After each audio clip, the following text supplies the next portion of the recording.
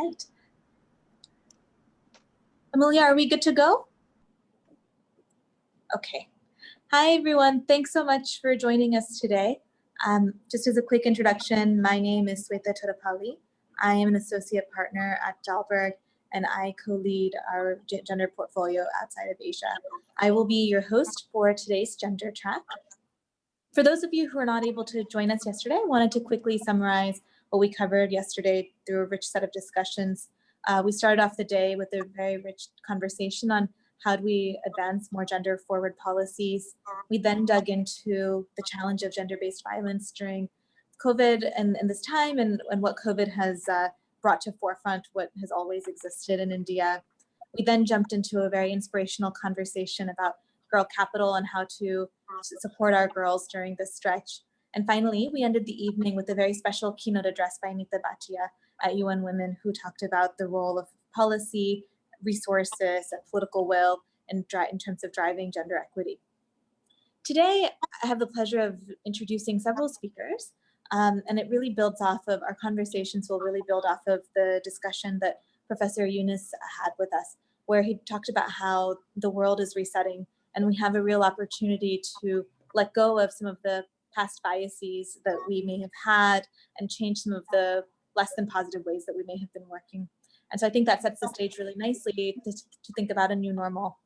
And we'll start with actually a conversation around the role of women in economic recovery. We'll then talk about how we can protect our children during this time. And then we'll also go into a conversation around how we can bring men into the conversation around gender. And then we'll end the day with a really lovely keynote address by gender justice role model Kavita Ramdas at 6 p.m., followed by a Josh talk by Selfie with daughter initiator Sunil Jatta. Without further ado, let's start our first panel of the day. I'm pleased to hand it over to Carla Bookman. She is the founder and editor of The Swaddle, which is an independent media company based in Bombay, focused on women's health, science, and gender. She is a frequent commentator and speaker on issues such as gender bias in the workplace, taboo in women's health, and she contributes on op-eds on gender for the Indian Express. Carla and the rest of the folks on the line, thank you so much for joining us today and look forward to the discussion that's ahead. With that, I'll hand it over to you, Carla, to kick it off. Thank you so much. All right, so good afternoon, everyone, welcome. And today we're gonna answer the question, how do we empower women in a post-COVID-19 world? In times of crisis or conflict, as we know, women are always disproportionately impacted, and COVID-19 is really no exception. With schools and daycares closed, families staying isolated in their homes, the unpaid household work, which women have always shouldered disproportionately, especially in India, has actually increased exponentially. And because of the isolation of physical distancing, many of the support networks that may have enabled women to work unencumbered before are no longer available. Women who don't have the luxury of working from home or whose jobs require travel are now possibly left without paid work entirely.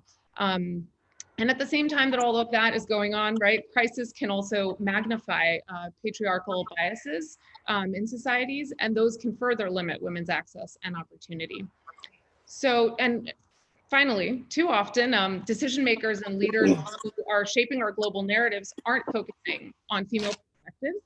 And so that's just further compounding these struggles and also sometimes leaving them undiscussed and unaddressed.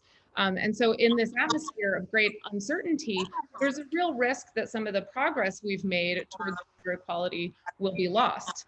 But in times of crisis, we also have great opportunity to reshape and reimagine a better, more equitable and more inclusive world.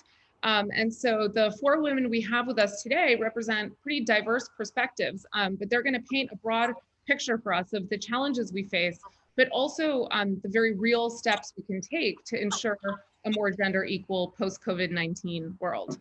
I'm going to introduce our 4 panelists. We have with us Subbalakshmi Nandi, Senior Program Officer for Gender Equality at the Bill and Melinda Gates Foundation's India office, where the gender strategy for India is focused on women's economic empowerment. She spent 17 years working on gender and development in the Asia Pacific region. And prior to joining the Bill and Melinda Gates Foundation, Subbalakshmi worked with the International Center for Research on Women and UN Women South Asia. Welcome. We've also got with us June Sarpong. June has had a 20-year career in broadcasting and as of last year became the first ever Director of Creative Diversity at the BBC, where her mission is to increase representation throughout the company and to ensure that the BBC's content reflects the public it serves. She's also a regular panelist on Sky News's weekly current affairs discussion show and the author of 2 books, Diversify, 6 Degrees of Integration and The Power of Women. We have with us as well, Anjali Bansal. Anjali is the founder of Avana Capital, a platform that invests in and supports scaling up of startups. She's the chairperson of the Investment Council of Niti Aayog's FinTech and Women Entrepreneurship Platform. She's chaired the India Board of Women's World Banking, a leading global livelihood promoting institution, and she continues to be an advisor to SEWA. And as an active contributor to the dialogue on corporate governance and diversity, Anjali co-founded and chaired the FICCI Center for Corporate Governance Program for Women on Corporate Boards. And finally, we have with us Nina Goswami. Nina is a journalist and the BBC's creative diversity lead for the 50/50 Project and News. The 50/50 Project is the biggest collective action on increasing women's representation in BBC content to date. Over 600 teams from around the BBC have actually signed up for this voluntary initiative, and over 60 external organizations have signed up to partner with 50/50 as well. And Nina's leading the 50/50's initiative to expand its methodology to disability and ethnicity as well. So at this point, I think the organizers would like me to pause and just ask our audience to start sending any questions you have for our panelists. You can start sending them in. We are going to spend about 30 minutes chatting through some of these issues. And at the end of those 30 minutes, we will be posing a few of your questions to these 4 women, and we will be able to answer those in about a 15-minute Q&A session. So you can start asking those now in your Q&A box. Subbalakshmi, I want to start with you. Women's work in India has always been predominantly in the informal sector. And actually women have made some strides towards economic independence through the informal sector. With COVID-19 restricting women's mobility for the foreseeable future, what impact do you think that's going to have on the informal workforce? And what policies do you think we need in place to mitigate the vulnerability of these women? Thanks, Carla. And you're right. I mean, the informal economy in India is huge, but it's not uniform. And so the implications are also not uniform for the various groups of women, whether it's the impact of the disease or of the response measures like the lockdown. So for instance, for people like the construction workers, the street vendors, the domestic workers, they are cut off from the public space, which is really, they've lost their place of work. So it's a different kind of implication. For those who have always worked from home, such as your home-based workers who are manufacturing small items, or the women farmers who work on their farms and homesteads, their work continues, but their access to supply chains and markets has been tragically cut. For those at the front lines, for instance, the health workers, Anganwadi workers in India, for instance, members of self-help groups, sanitation workers, who've really been at the forefront of the COVID response, they continue to be at risk of infection, and they also face the huge workload both inside and outside their homes. And then, of course, there's the whole question of the migrant. We know that there is a lot of sort of rural-bound migration. Men are coming back from cities. What will it mean for women's agency and the gains that they have made the last 10, 15, 20 years? It still remains anecdotal, and I think that's an important gap that we really need to fill. We need to understand better what's going on so that we can kind of inform policy in a focused manner. And so I think if you were to talk about policy implications, I think the broad 2 buckets are, well, there's been a whole lot of social protection and welfare measures globally that have been announced. And in India, it's also been a huge response. But how can we reach them to the rightful people? I think that challenge remains. And I think we haven't really thought enough about reviving the labor market, the livelihoods and enterprises, which is where most of the women are, the nano and micro enterprises, the informal economy workers. I feel like that's an area we don't know much about and need to focus as we move forward and build more understanding about. But at the end of this, I hope we come out of it with sort of more caring societies and economies as a whole. So I'll stop there. Thanks. Let's turn to Anjali for a minute. I want to get a sense, Anjali, in the corporate world, there's been a lot of momentum towards diversity. Although women do still seem to be dropping out of the workforce as they climb higher and higher up the corporate ladder towards the C-suite for a lot of reasons, including gender bias. And so as we enter this period of economic contraction and increased uncertainty, do you worry about those existing biases being magnified in corporate India? And which are the areas of corporate India that you think represent the biggest risks for diversity? So when COVID started and the lockdown actually started, it seemed initially that it would quite significantly change the way we work. And that actually has proven to be the case. I think it's having a profound impact on how we live, how we work, and eventually how we consume everything, whether it is products or services or even things like education and financial services. So going back to your question, Carla, it seemed like this would actually present an opportunity for women because the work from home that used to be, at least in high context cultures like India, people in India are not used to working with distributed teams or virtual teams. So in a high context culture where everyone wants people in the office, that work from home, the flexi timing, the long distances of commute, physical safety around mobility was a barrier for women to continue to actively participate in the workforce. So as such, now that everybody is working from home, large and mid-sized and small companies have now learned the new protocols and new playbook of managing distributed virtual teams. It should actually promote better, healthier participation of women in the workforce. However, what we are starting to see though, is I think the point that you mentioned, the disproportionate burden, the domestic burden now even more sharply falling on women in the home place versus the workplace. So what happens post-lockdown? Do we go back to the way we were, or do we actually move forward into a slightly sort of less biased ecosystem where they say, yeah, it's not a big deal, let her work from home if it's easier for her. But I think in order to do that, there are some things women themselves will have to do. So they will have to be active participants in the solutioning and not passive receivers of a solution that is found. And the active participation does mean creating those systems and again, the playbook and protocol of work from home. If the entire family or if they are working from home, to make sure that there is the domestic burden is more shared. Your second question was around what parts of the corporate ecosystem. I think large companies, for the most part, have got gender diversity at least very much firmly on the radar, and they have good programs in place. So I find that the hardware everywhere is in place. The laws in the country are very much around parity and equality and so on. Big companies have got all the processes and policies in place. The software is what we were all working on, I think, collectively as a society, in making it more accessible. It's not about educating the women, right? It's educating the men. I think the disproportionate negative impact of this might fall onto SMEs. SMEs and startups, where in any case they are stretched for resources. The next dollar or the next rupee is not quite as certain.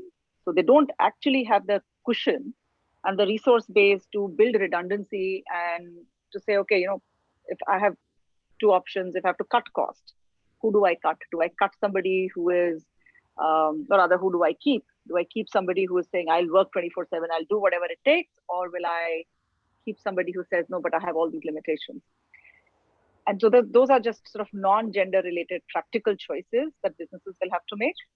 Unfortunately, those choices will, not out of intention, I don't think, but just as an outcome, unrelated outcome, will fall on the women. Yeah. Certainly, I think, you and I were actually talking about this yesterday. And I think what's interesting about this is that women, you mentioned in sort of your first answer to my question, that women will have to take on the responsibility of trying to figure out how to manage these new structures, right? These new work structures.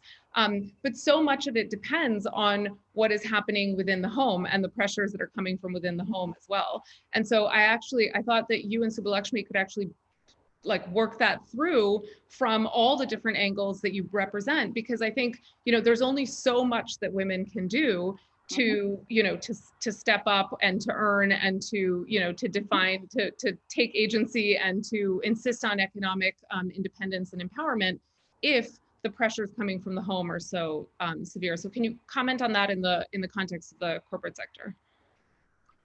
So just as we talk about the participation of women in the workforce, why do we not talk about the participation of men in the home force? Yeah, we should. So I think that's the dialogue. Yeah. And if we, I feel as not just as a corporate system, but as a society, that it's a combined dialogue around who does the work where and who gets credit for it. There's no problem with anybody doing sort of the home and the domestic work, but it's largely unpaid work, so it doesn't get recognized and credit for. You know, GDPs never measure what work is done in the home. It's unpaid work. So if you have to hire somebody to do what your average mother, wife, daughter-in-law, etc. does, you know, you'd probably need like 5 people to do that, and you'd pay a lot of money.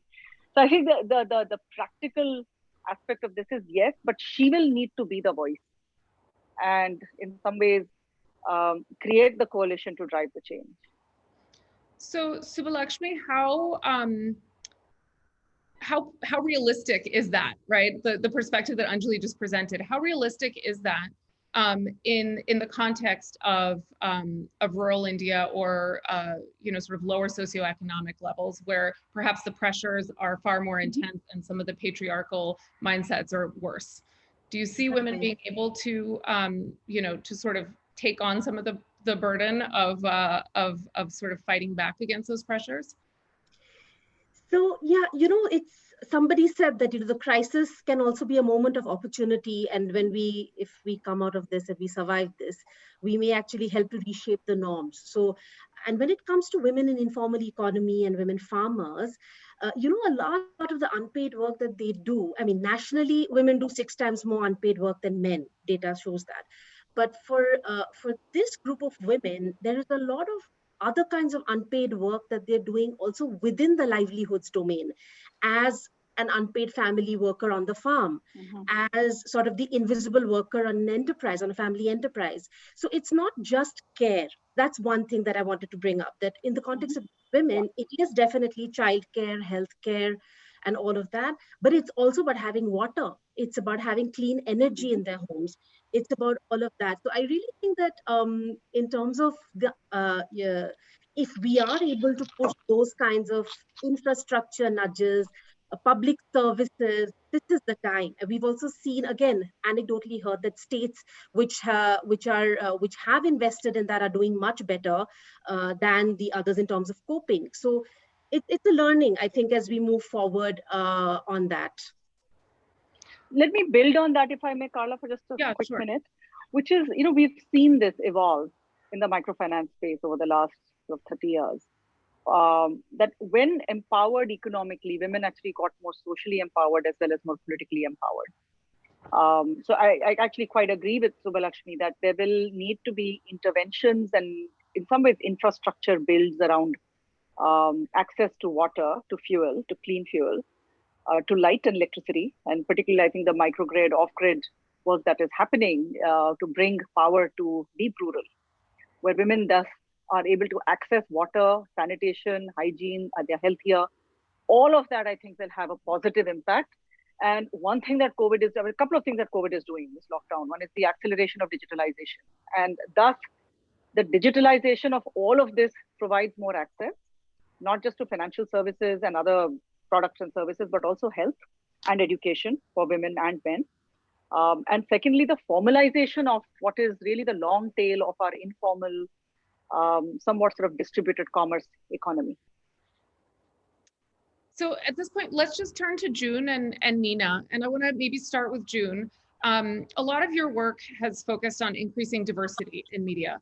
And obviously one of the reasons that's so important is that the people telling the stories get to shape the narrative. And so why in this situation is it so vital that women's voices and women's stories told from women's perspectives are represented in shaping how we move forward from this crisis? I think it's so important for a number of reasons, because we know that the old model is dead.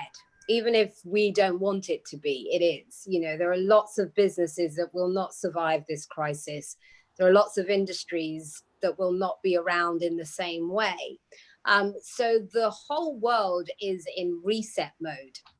And up until now, women haven't been able to participate in large numbers in actually shaping the society, the structure of society, and the structure of our businesses, and just how our world is run, particularly commercially. And I think that we now have an opportunity, because there are more of us than there have ever been in leadership roles.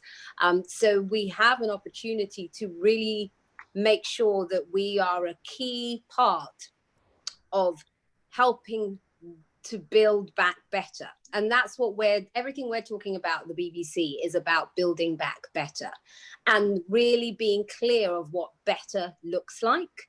And I think that in terms of what women in leadership positions can do, which obviously will impact women at every level of society, is making sure that we are factoring in the things that hold women back in the workplace. And that because we've now gotten used to new ways of working overnight, there's no excuse for these businesses anymore.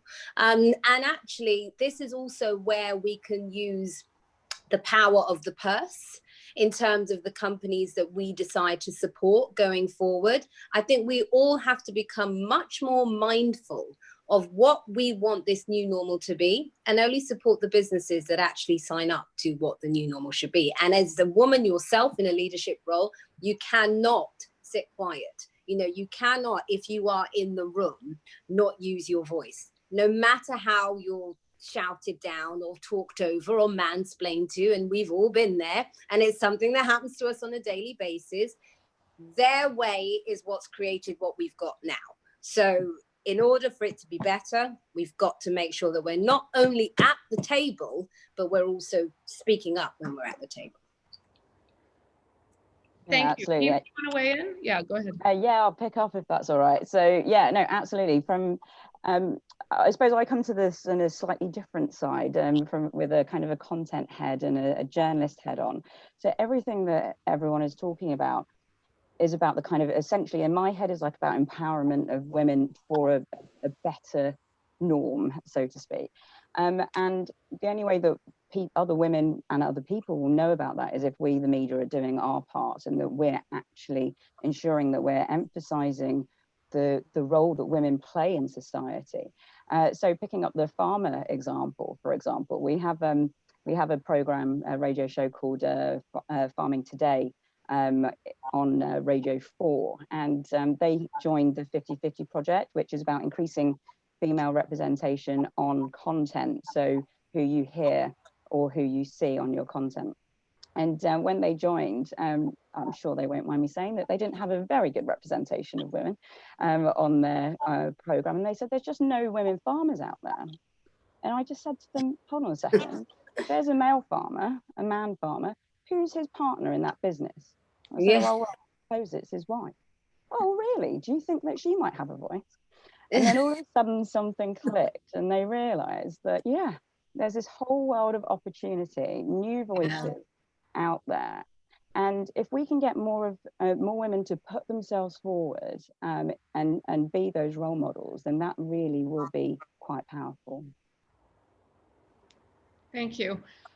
So Subbalakshmi, I think when you and I spoke a few days ago, you mentioned the need to reshape the caring economy, and that this moment in time actually represents an opportunity to recognize care work as labor.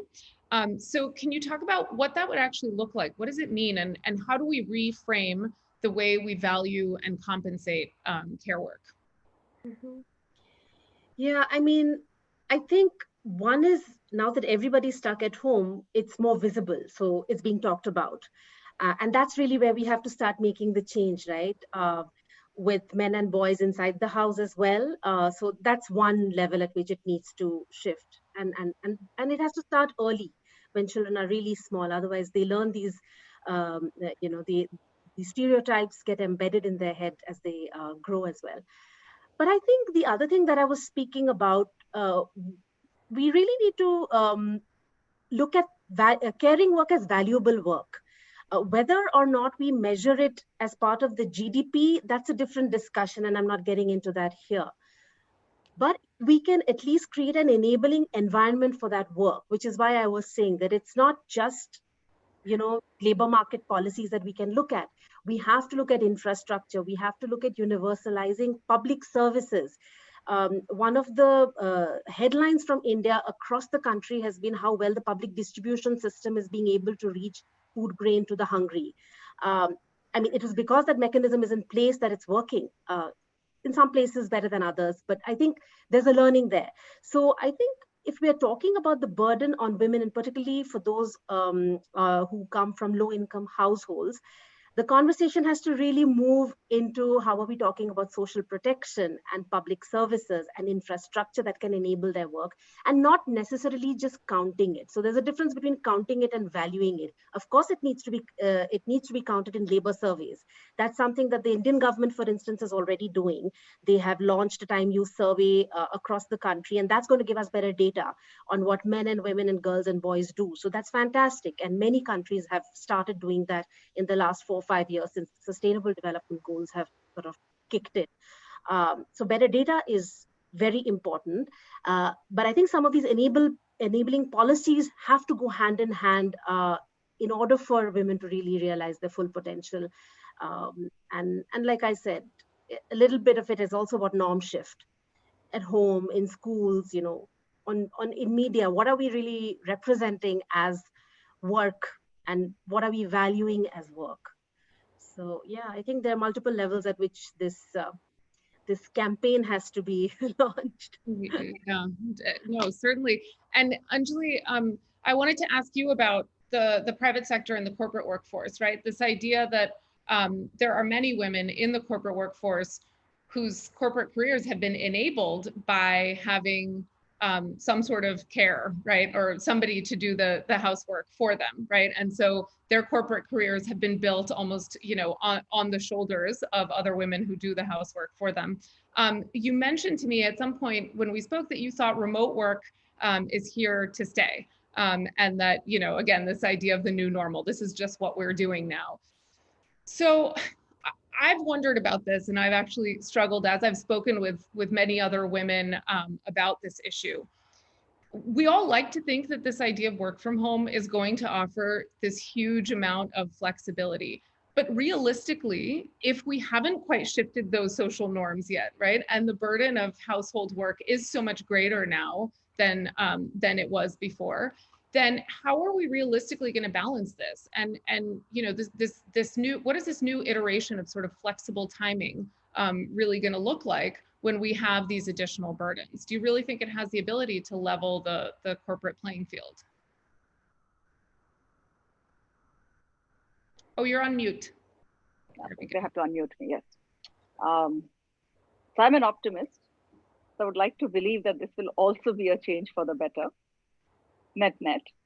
I think in the short term, as I mentioned earlier, the new protocols for managing teams, regardless whether they're men or women, I think managers and organizations will have to learn.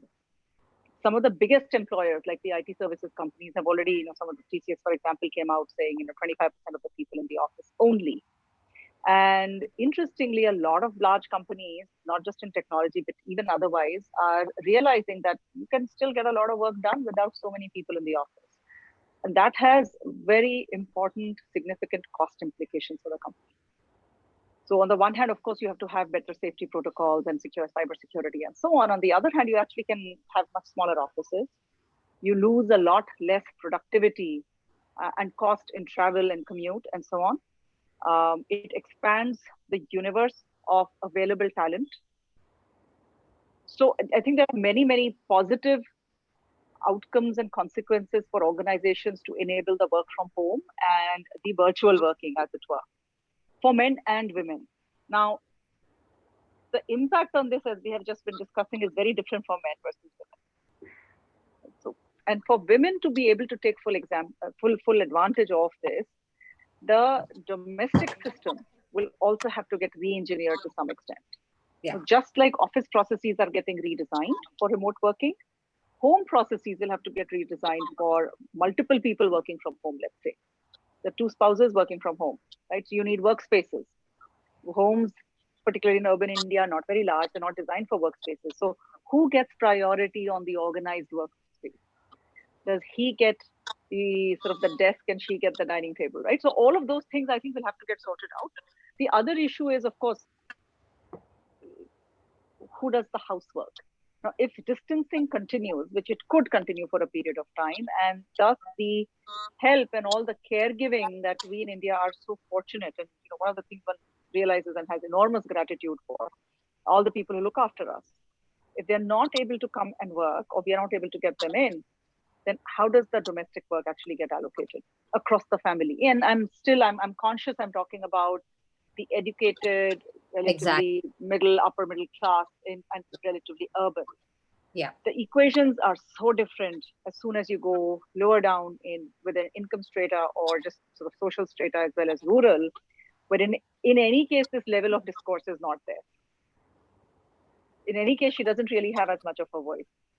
Yeah. No, but can I just add to that? Sorry. Yeah, I completely agree with everything you just said there, Anjali. I think actually with this conversation in terms of working from home, we are talking about women with agency and privilege, because there are many people who just don't have that luxury. And I think also the thing that we mustn't forget is actually right now we're looking at this from the perspective of the children still being in the house. Actually, by the time schools reopen and people are working from home, it's a very different scenario. You don't have the same levels of burden that people are dealing with right now. And back to the point you made, Anjali, in terms of home processes needing to be changed, that's where women themselves also have to speak up and stand up and expect more from their husbands. If both people are going to be working in the home, well, I'm sorry, I'm not going to be doing all the washing. At some point, if it's not done, he's going to have to step up. So I do think that we also need women to speak up and step up for themselves as well. Continuing on that, go ahead, Nina. No, I was going to say, but that's where role modeling comes in, doesn't it? That's the point, is that, you need some women out there who are going to go, this is what I do, why aren't you doing it? Why aren't you doing the same thing? And so as you were saying, Anjali, earlier, it's, there is a bit of she needs to take hold of this, but we need to shout about it as well. So that I want to give two examples, if I may, Carla. One is, I've been talking about sort of re-engineering. And if we all think about our businesses in a very specific structured way, and if you think about process and protocols and apply them, then the kind of automation that has come into the workplace can also come in the home place. I think we are seeing a spike, and one of my companies actually is in the consumer durable space. I'm on the board of Voltas, for example, and we are going to see a spike in demand for washing machines, for example, in India, and dishwashers. And so when there is more domestic appliances and automation in the home process, much like there is in the work process, I hope that will have a positive impact. The second is role models, and media plays such a profound role on defining what a good woman is and what a good man is and what those role models are, even if you don't have them in your home and in your workplace. And so making it okay for men and women to share the responsibilities at home through messaging, advertising, popular TV, popular sort of media. So that's actually that's actually a great transition to just ask Nina about something that you and I spoke about a few days ago. You mentioned about how this new work from home reality is great in the sense that it removes a lot of the barriers to inclusion, right? And so I wanted to actually ask you about that, because so much of the way that women who are not already in positions of power, right, the way that they find their way into these networks is by, frankly, in-person, right? In-person networking or meeting people. And I want to understand how you envision continuing the work of inclusion when we are all sort of physically isolated, right? If we are continuing along this sort of work from home trajectory, how isn't it harder in some ways for people who aren't already plugged into these networks to participate at this level and engage in some of these conversations? How would you bring them in? Yeah, I mean, there's absolutely, there needs to be a tech solution to that. If we are going to be trying to be together while apart, there is only technology that can help us with that. So I do see kind of networks as an extremely important part of that. But when we were talking the other day in terms of kind of how bizarrely isolation is bringing out more voices and more role models to the fore.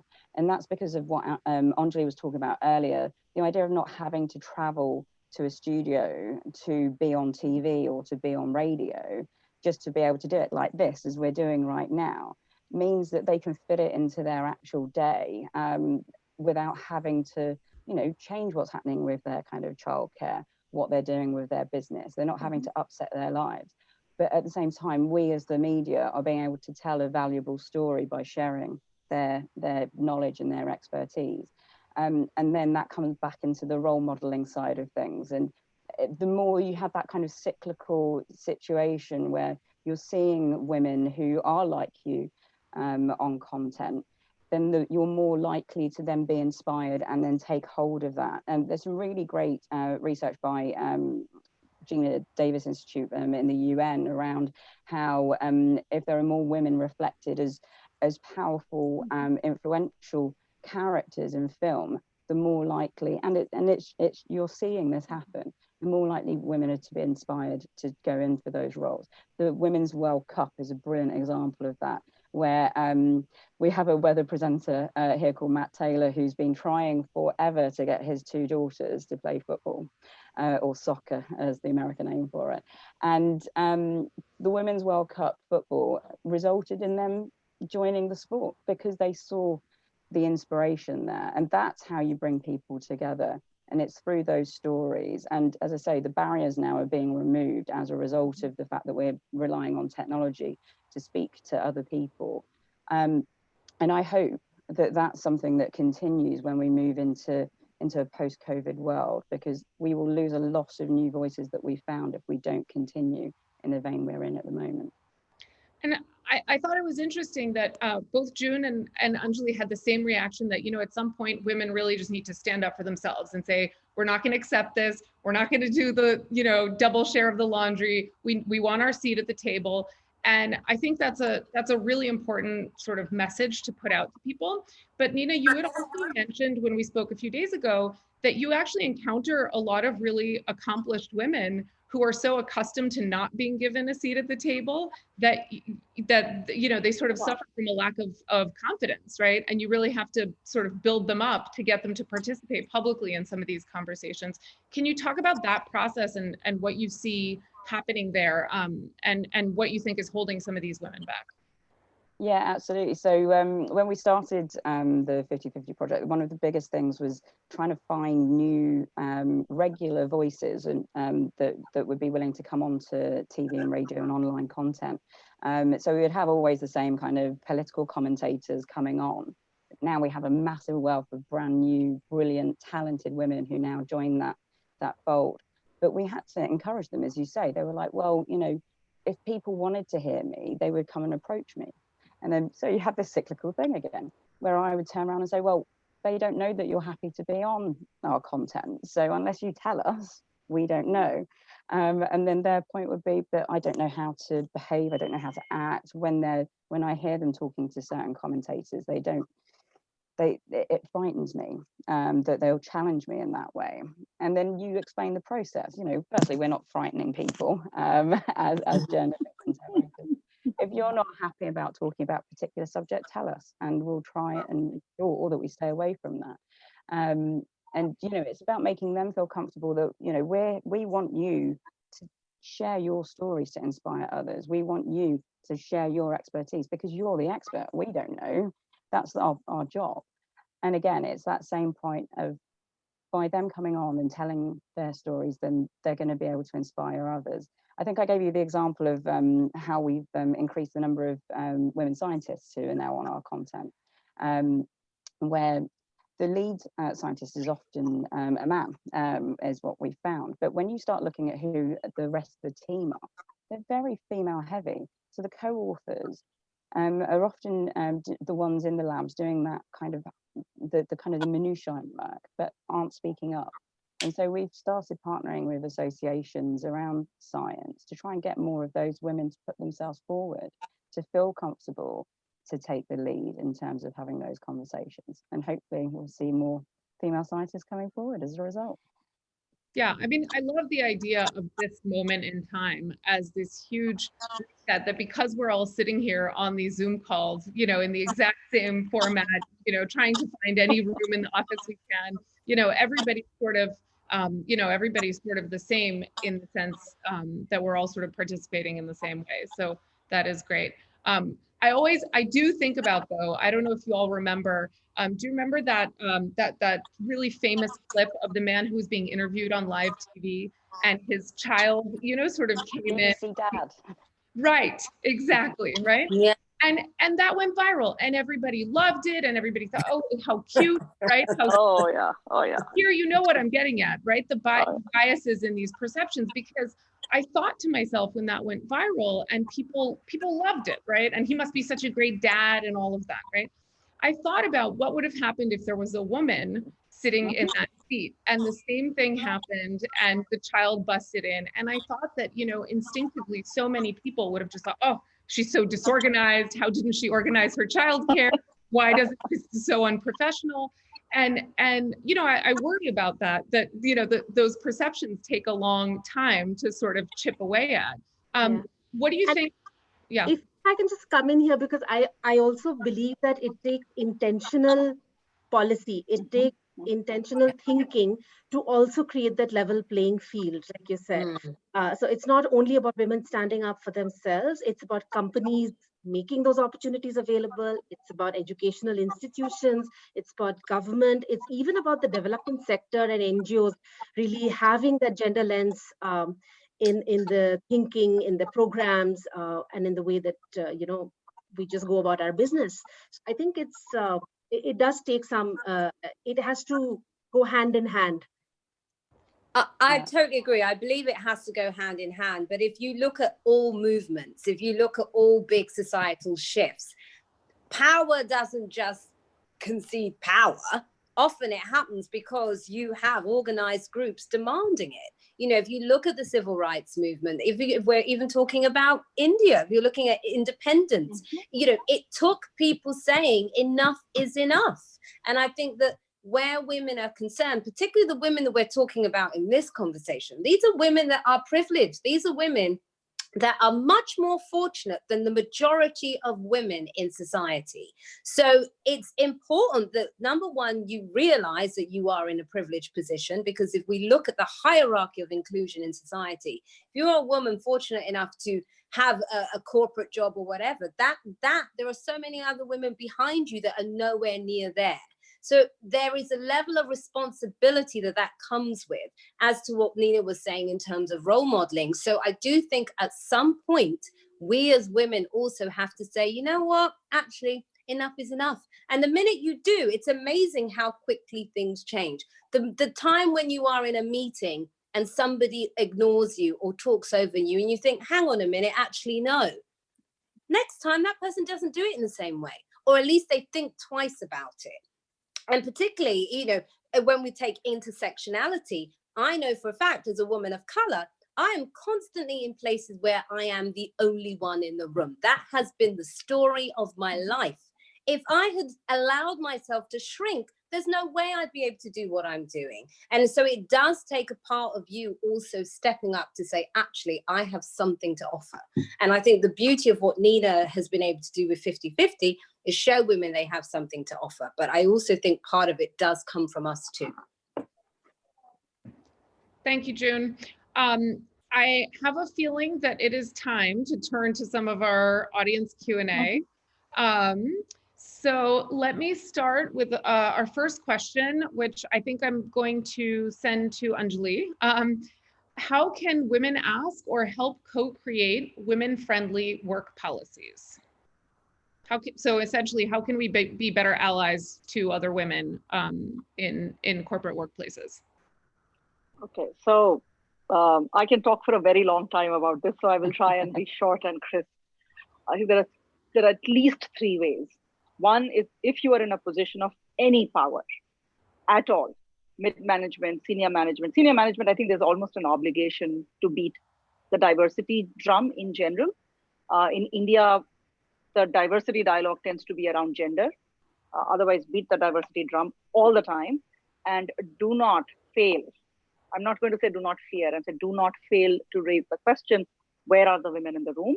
Senior management teams, in the boardroom, in hiring, in recruiting. Not to say that you should sort of ever compromise on merit, but I think that's a bogey because you actually never need to compromise on merit. We have such a large talent pool that you will find talented women, there's no question. So see if you can find more women.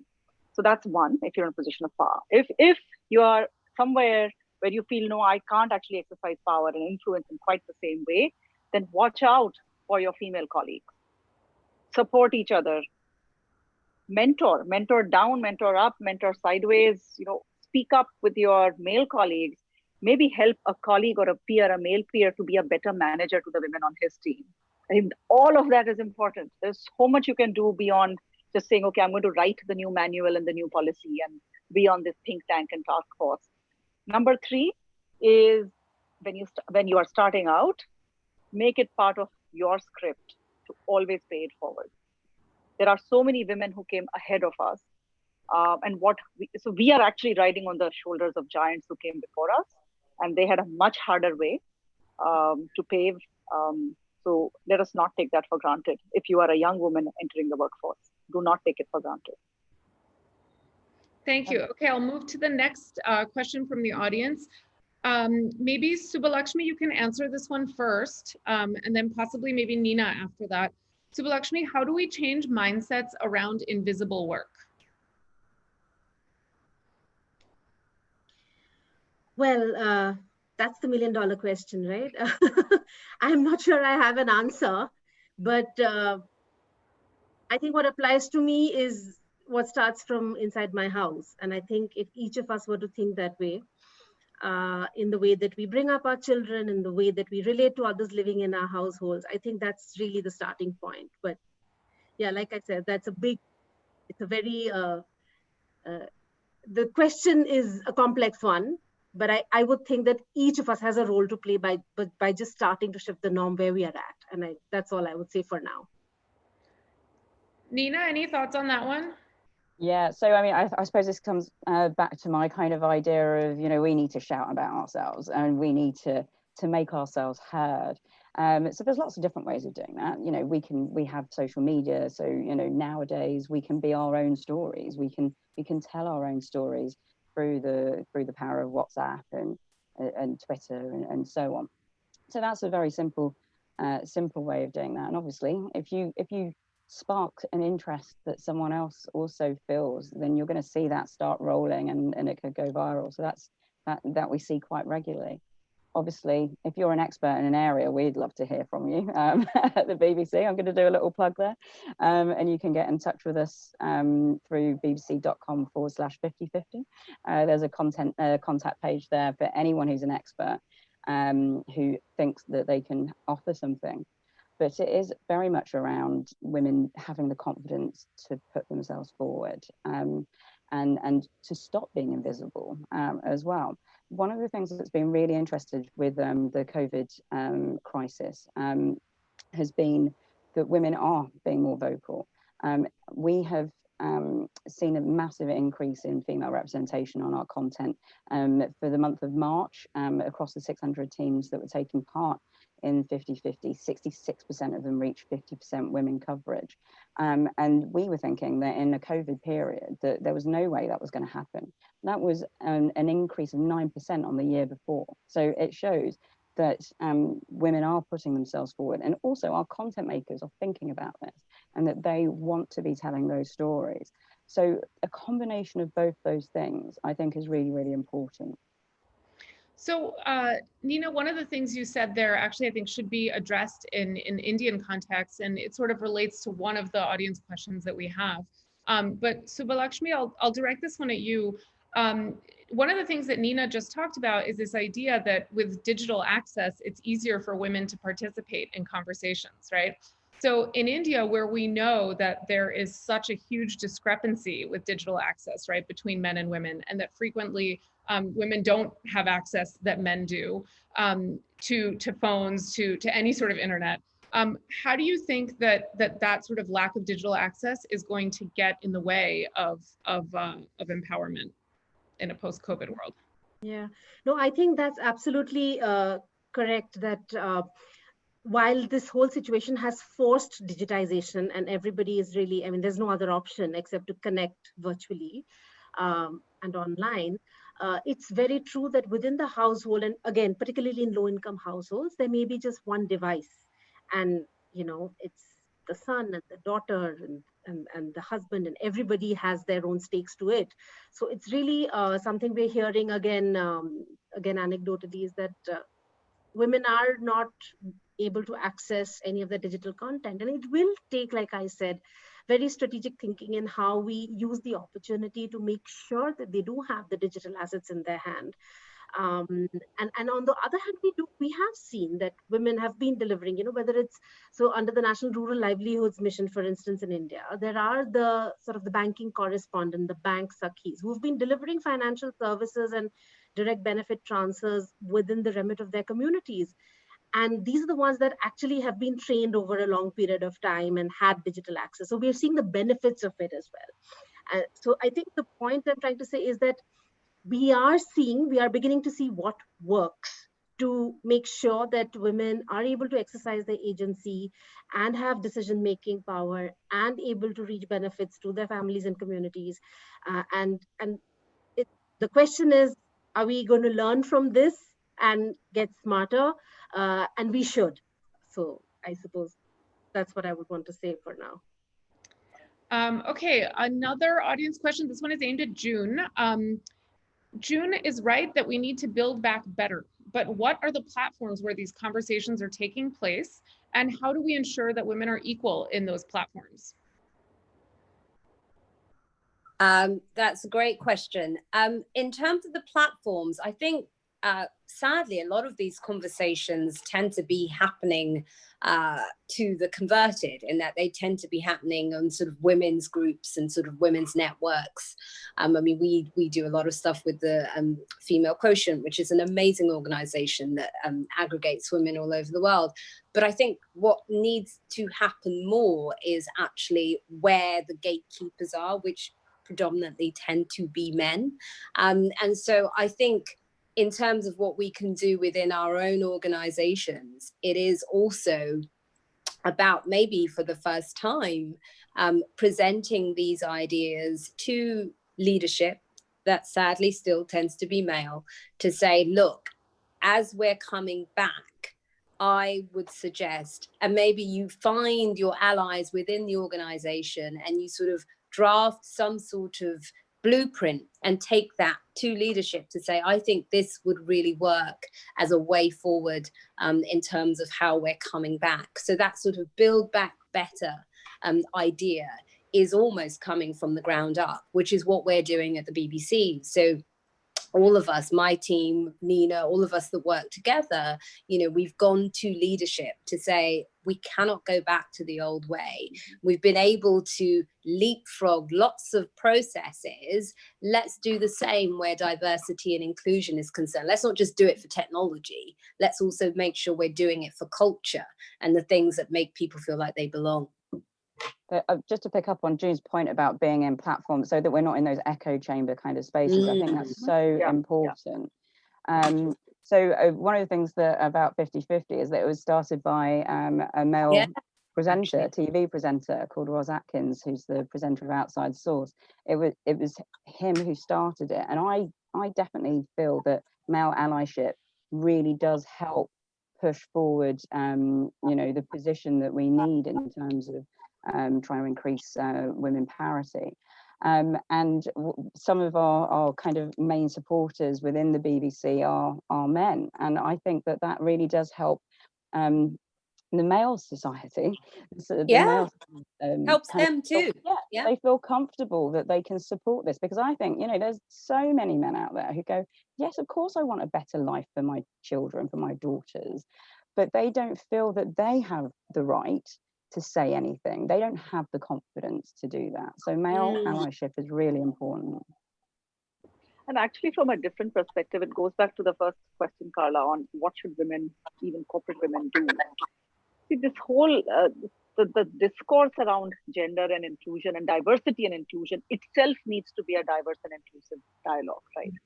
It cannot be a bunch of women talking to another bunch of women. We have to include everybody, men, and whatever stated gender might be and whatever the differences are. So it has to be a diverse, inclusive dialogue. And I think in many spaces, particularly in the corporate world, we've actually moved to a very, very diverse, inclusive space on gender specifically. We still have a lot of work to do in entrepreneurship and investing, where the stats are out there. Women entrepreneurs have a much, much lower probability of getting funded for the same business plan, etc. But building male allies and creating coalitions with the men, and I can tell you, for most of us, most of our generation, our sponsors, champions, mentors have been men, because there just weren't enough women around. So it is not to exclude the men at all. This need not be an adversarial space. It has to be a very sort of inclusive, collaborative space to find solutions. So on that note, thank you, Anjali. On that note, I'm getting the frantic messages that we need to wrap up. Thank you to our panelists. I have to thank you personally. I think I started out a little pessimistic at the beginning of this conversation, but all of you have left me quite optimistic. I think, as we face what this post-COVID-19 world looks like, this opportunity to reset on so many levels is really valuable. And all of you have told us about, the various different ways that we can do that, from ensuring that we have the right policies in place, that we shore up the right infrastructure, that supports women and gender equality, from commitment to representation of women's experiences and expertise, and the way that we retell stories to ensure that we get rid of gender stereotypes. And most of all, what I heard from this group is a commitment from women themselves to really stand up for themselves and have a voice now more than ever. So thank you, all of you, for joining, and thanks for everybody who listened. And it was a pleasure. Thank you, Carla. Thanks, Carla. Bye. Bye. Special thanks to Carla, Nina, June, Subbalakshmi, and Anjali for the thoughts. Could the host organizers put me back on video, please? All right. I thought this was a really lovely session, and I completely agreed with Carla that the optimism with which we left this particular session was really lovely. I also expected it to be a less optimistic session than it was, and so really grateful to hear some of the positive views coming from the folks that we spoke with. We're just about to move into a conversation about child protection and how we can protect children against the risk of increased child sex abuse and sex trafficking through the crisis. But before we do that, I actually wanted to hand it over to play a video actually about splitting the list. One of the things that we know is really important is that men and women both need to share the responsibilities of unpaid care work at home, and that also drives the ability of women to do the work that they want to do if it is paid, right? And so could I ask the conference organizers to please play that video while we wait for the next session to get started? Thanks, Anup. As much as half of the world's work is unpaid, and most of it is done by women. Indian women do 10 times more unpaid work than men. That is 312 minutes per day for women versus 29 minutes for men. We all are a little responsible here. We see this happening to the women in our lives or to ourselves. When women bear the weight of domestic work alone, there is less time for paid work or no time to rest. It makes us more likely to take up part-time jobs or even drop out of the work life altogether. It keeps us from being able to contribute the way we want to, both at home and outside in the world. Now, what if we did things differently? After all, the world is changing in new and unpredictable ways. COVID pandemic has made us change our working habits wherever we are in the world. Now, isn't it time we change how we view domestic work as well? Women in India are experiencing at least a 30% increase in domestic workload now that outside hired help for domestic chores is not available. Children are home and elders need more support and attention. Something has to give. The world is going to need a lot from each of us to make it better, and everyone's unique contributions will matter. What if we start to take control of our households to make the world at home a little better? What if we find a way to do better? After all, unpaid work is essential to us. It keeps our day-to-day lives running smoothly, keeps us healthy, and can be immensely rewarding. What if we allow ourselves to be better as a couple, as a family unit, as a team?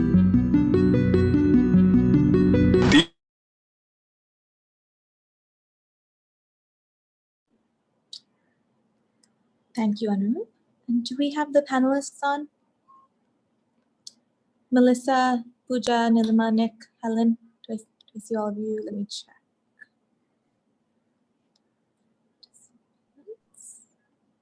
All right, it looks like we are in business. Hello, everyone. Thank you for joining us for this very important session that is near and dear to my heart. For those of you who don't know me, my name is Sweta Todapalli. I'm an associate partner at Dalberg, and I lead our gender practice out of Asia.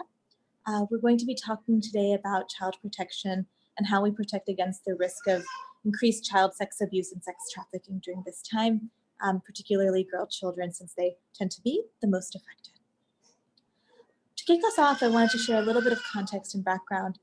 Many of you will know that children have been the targets of physical and sexual abuse for years, decades, and some estimate that half of children are victims of sexual abuse at home. Indeed, India has actually the highest number of child victims of commercial sex trafficking, with over an estimated 500,000 victims. Like a lot of other issues, the COVID pandemic is expected to make these much worse as well. Over 32 crore students are stuck at home because of school and college closures. And while they're at home, abusers are also at home all the time. And what that means is that we're seeing a demand for pedophilic content increase online, especially as families are being pushed into extreme poverty. And the fact that families are being pushed into extreme poverty is having ramifications of children who may be trafficked. And so what this means is that children may be among the largest victims of the socioeconomic fallout of the pandemic. There's a couple of ways in which children are particularly vulnerable. One is in terms of abuse, both online and offline. What we're already seeing is that the number of calls reporting child abuse have increased by 50% within just the first 10 days of the lockdown. Of course, many more are going to be unreported because children may not have access to phones or private spaces through which they can actually make these calls. Over 90% of reported abuse actually happens by someone who is known to the child. The lockdown, of course, makes it nearly impossible for the children to stay away from these abusers and find safe spaces. And what we're seeing is that for abusers, sexual involvement with children is situational and accentuated through an increase in life stress. And of course, as we know, COVID is really driving up that stress right now. Similarly, what we're seeing is that consumption of online pornography has more than doubled.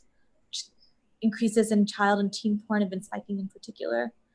This is worrisome in isolation, but really even looking more long-term, what's particularly troubling is that it starts normalizing child rape and normalizing sexual violence in the long term, and permeates offline sexual violence as well. And that leads me to the next area of potential abuse for children, which is really around trafficking.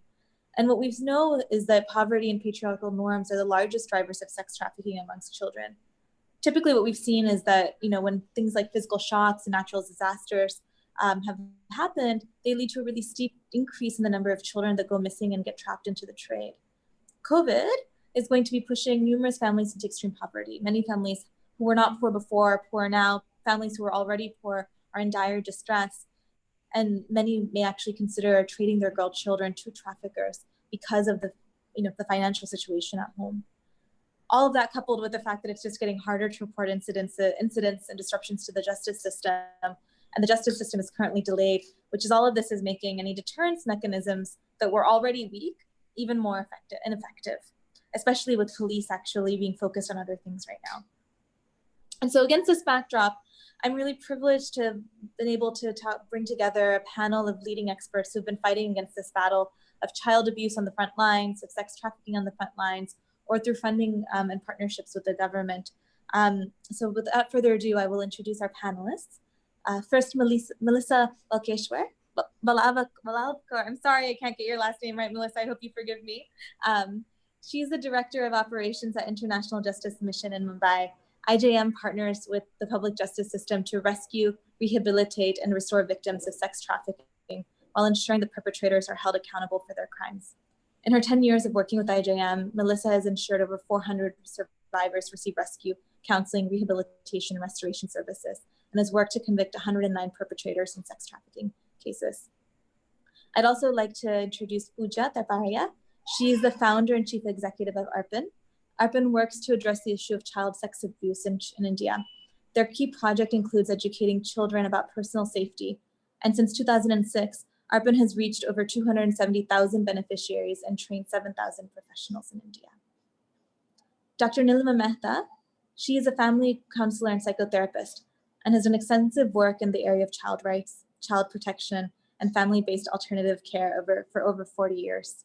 She consults with several child-focused NGOs, and she was also the first chairperson of the Mumbai Child Welfare Committee, and she sat on many government review committees in the past.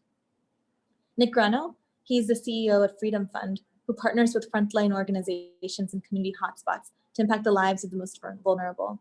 In India, they've been supporting funds and efforts to end slavery in UP, Bihar, Rajasthan, and Tamil Nadu.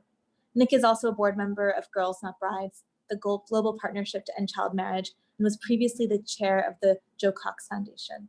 And last, but certainly not least, Helen Taylor, who is the director of grant programs at the Global Fund to End Modern Slavery, where she works with partners to sustainably end modern slavery by making it economically unprofitable. Helen previously conducted human rights policy advocacy at Physicians for Human Rights and the US State Department. Over the course of the session, what we hope is that we can better inform you all about the situation on the ground, which is really hard to track right now, and identify actionable measures that different players need to take to ensure that we don't unwind the years of progress that have been made on this very important topic. What I'll do is I'll spend the first 30 minutes chatting with the panelists on a few different questions. Please start sharing questions that you have for the panelists as the conversation continues, and we'll leave about 15 minutes at the end to talk through any questions that each of you has. So I wanted to just start off by really getting a sense of what is happening on the ground, just given that the topic of child abuse and child sex abuse and sex trafficking is actually not the thing that's hitting the headlines in the press right now. So for each of the panelists, what I'd love to just start off with is asking the question, in your line of work, what's the most important shift that you're seeing in the physical and social, emotional being of children during this time? And how are you seeing the crisis really impact the children that you're engaged with? Pooja, could I start off with you?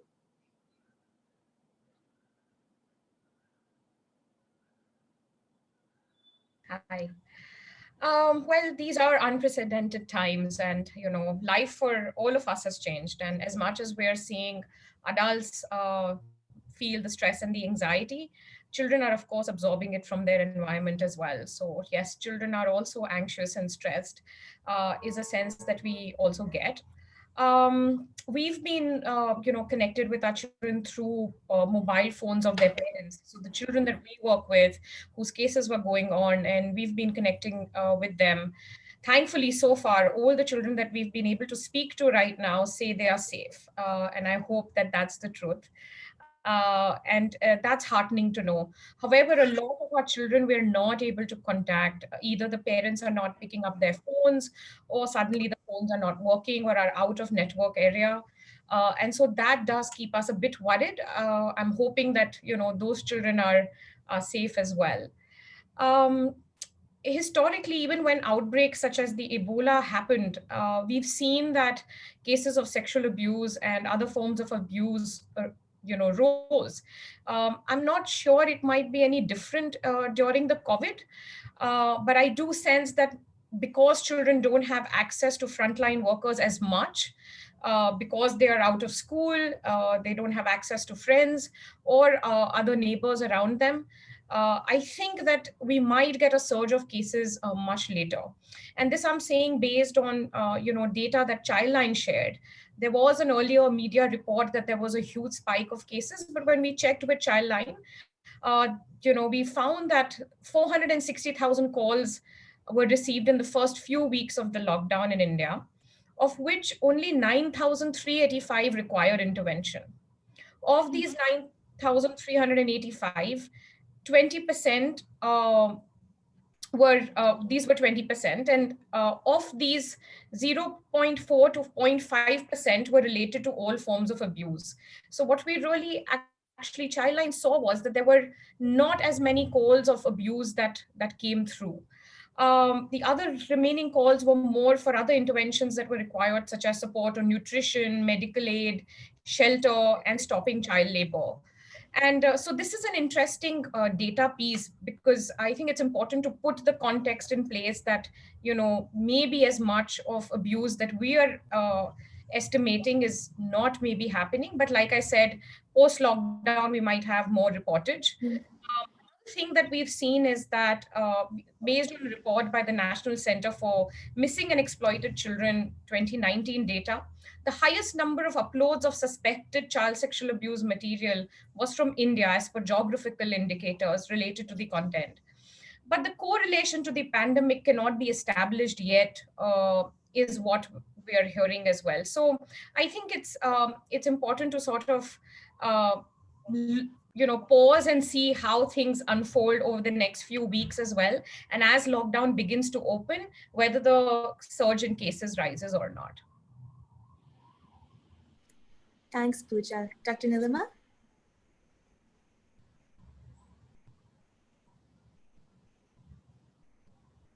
Safety of children continues to remain. But there's a major paradigm shift in terms of interventions, in terms of approaches, in terms of the responses that we are making. So this paradigm shift is really moving to virtual realities and introducing the concept of e-counseling, because children need a lot of emotional support, psychosocial interventions, catharsis, ventilation, hand-holding. And I think this has brought us to learning the new technology of e-counseling and developing a cadre of people who are very, very hands-on when it comes to being with children in terms of art, music, therapy, but to do e-counseling to cope with the catharsis and ventilation and sharing of emotions. So I think one of the major paradigm shift is really looking at the approach of child protection and the intervention processes. Like she said, Pooja, unprecedented circumstances demand unusual interventions, and we do realize that the huge issues required is reaching out to people through the virtual media. So for us, the major focus has been on psychosocial emotional intervention through workshops, through training of trainers, capacity building to ensure that they understand child sexual abuse, child trafficking, vulnerability of children in terms of emotions, anger, fear, aggression, anxiety, depression, and a lot of self-help is required in terms of understanding. And lastly, we are encountering a post-trauma stress disorder situations where the uncertainty and the anxiety for future has led to children's mutism and sometimes not speaking and sharing. So we are learning new things, and the COVID-19 situation has really brought us to unlearn what we know and to relearn what we know and to respond to social realities as a need-based intervention rather than just an academic understanding. Thank you. Thanks, Nilima. And Melissa, you tend to work with victims of sex trafficking, particularly marginalized segment of children who often get very little attention, and also there's just so little data about. What are you seeing that's happening on the ground? How are they being impacted by the crisis, and what's being done? Yes, well, Shweta, good evening. And firstly, thank you for inviting me to share my experiences on this panel. As you know, IJM has been working for over 2 decades in the country with the central and state government and with partner organizations to bring rescue and restoration to vulnerable children. Now, I'd say with this pandemic, the situation is looking very grim for these vulnerable children and families. I do believe there is a complete breakdown in the safety and security net that is meant to keep children safe, be it in the real or the virtual world. And there's an alarming reality that we are also seeing every day. Many of our own survivors are trapped with their abusers with little recourse for help. Survivors in shelter homes believe they are trapped and there is no release for them. We have cases of survivors who have become victims of domestic violence and have had to flee their homes. There's a survivor who has even had a miscarriage on account of the violent domestic violence she's faced in her home and having to flee her home. Online child sexual exploitation has reached its peak. I also do believe there is a loss of human connection. And some of our survivors live in remote villages. They don't even own a phone, and it has left them, to their own devices to battle these anxieties and these situations on their own. All in all, I'd say this has resulted in a range of debilitating emotions that range from fear and anxiety to depression, a sense of feeling abandoned, feelings of hopelessness and helplessness. And I wanted to point out lastly that the families of these children are mostly daily wage earners who now are out of work. So therefore out of work, out of options, leading to poverty, which has, I do believe, intensified the risk.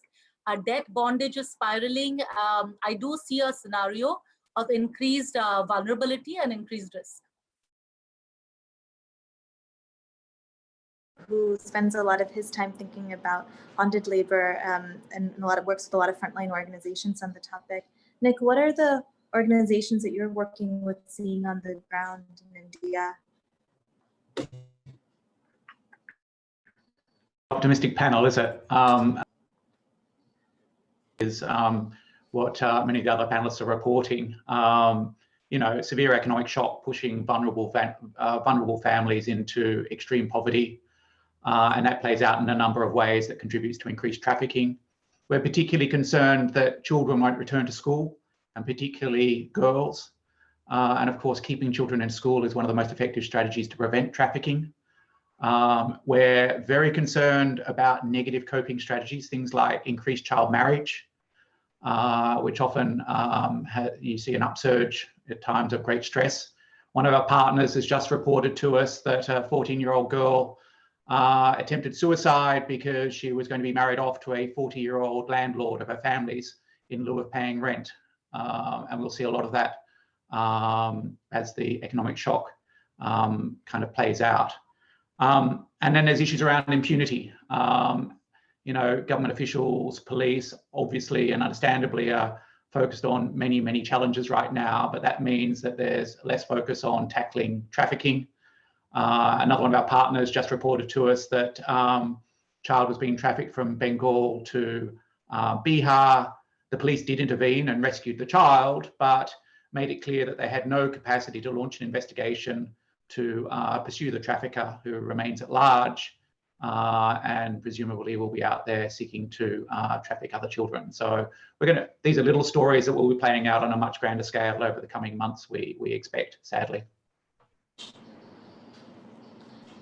Thanks, Nick, and that is really unfortunate. And Helen, I'd love to hear from you. How does what you're hearing from the rest of the panelists resonate or align with the GFEM's experience on the ground? You also fund a lot of organizations here in India focused on combating sex trafficking. Thanks, Sweta. Yeah, it's really consistent. And what I'm hearing from the panelists and what's consistent with our organization's own findings is that there are really 3 categories.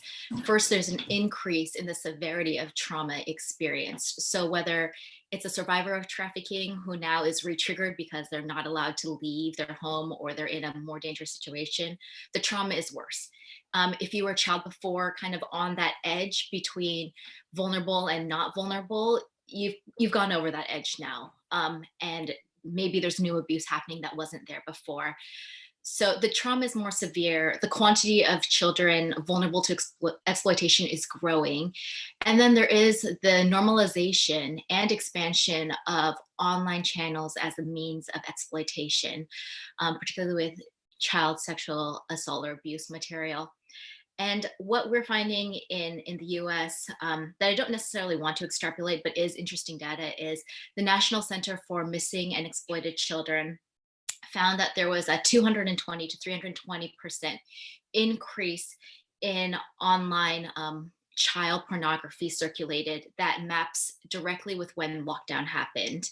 And so we actually are seeing a very strong correlation. We can't necessarily prove causation, but a strong correlation between people being in their homes, online, 24/7, and these increases in known child pornographic material circulating.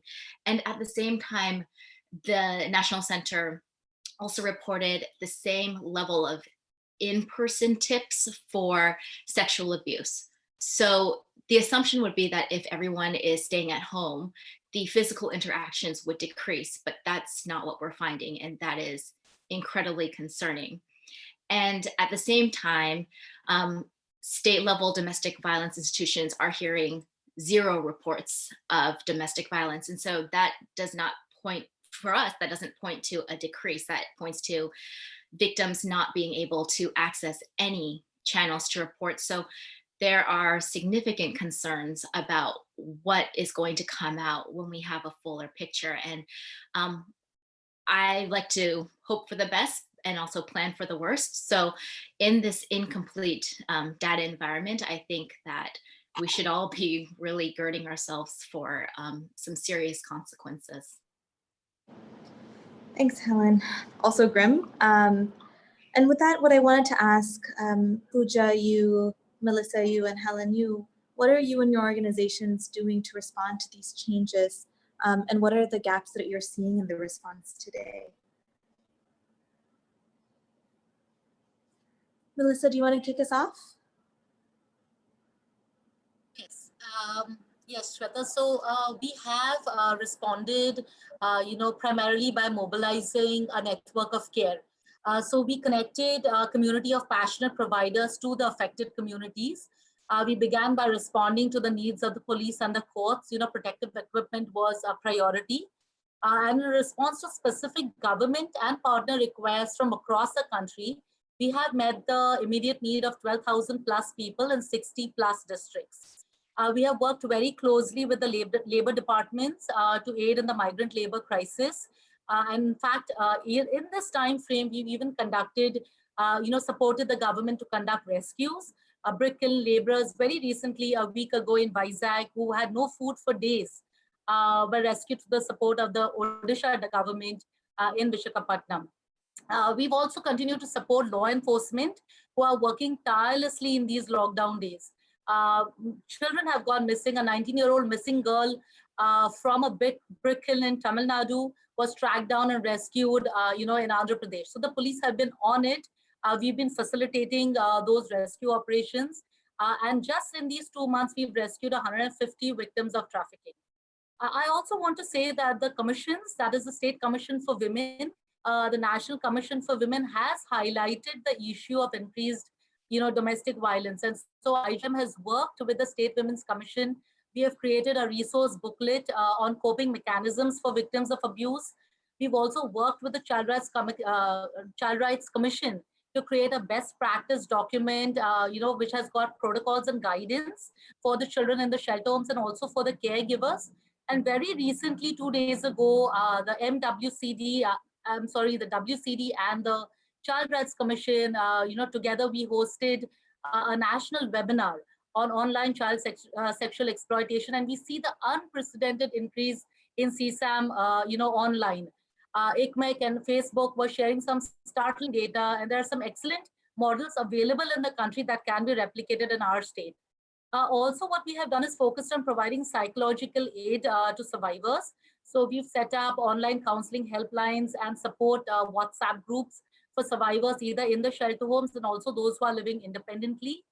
We've had the government to facilitate conversations with, child welfare committees across the state. Yeah, so these are some of the some of our work in the last 2 months. In response that you're seeing just overall in terms of helping child victims during this time? Sorry, Sweta, you were on mute at the very beginning of that. Was that directed to? That was still directed to Melissa. I wanted to get her take on what are the gaps in response that she's seeing on the ground. Oh, okay, sorry, Shweta. No problem. Yeah, sorry, just 1 second. Yeah, so the gaps I would say is, lockdown has created delays in court trials, in all matters of casework, compensation, repatriation, rehabilitation efforts, on ground. And so, like I said, the survivors do think that they are trapped in the homes. We've seen a lot of guidelines and advisories that have been disseminated by the government, but we do think that the recipients of these guidelines and advisories should receive regular training, because there's a lot coming out, but they need to be trained on how they can apply it. I think most important is we need to strengthen the criminal justice system, in response to trafficking. And we see violence has escalated, beyond our comprehension. And while efforts are being made to rescue, we really need to focus on, proactive tracking, ending the criminal networks. And also one other gap we've noticed is, many of the survivors have limited access to technology. And so while a lot of us have managed to transition and, get online and continue to work and communicate, and like I said, stay connected, many of these survivors, many of these potential victims are locked away or are away from access to technology. And so that's a bit of a situation. Yes. And I wanted to build on that, Melissa, which is, how do you actually essentially deter criminals during this time, right? When you have a more strained criminal justice system. And Pooja and Helen, maybe you can chat a bit to that, right? When you think about, how your organizations are responding and what you're seeing happening on the ground, what do you think is the opportunity or the challenges actually around any sort of deterrence during this stretch?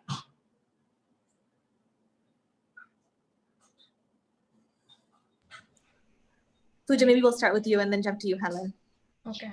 So, well, couple of things that we started doing right from the time of the lockdown, when we started making calls to children, there were also requests about providing food. And we started grocery ration kit distribution, something Arpan probably would have not done before, but it just seems so basic a support that we must provide. So we've gone ahead and distributed 2,000 grocery kits to families, most vulnerable families in the community, through our school partners.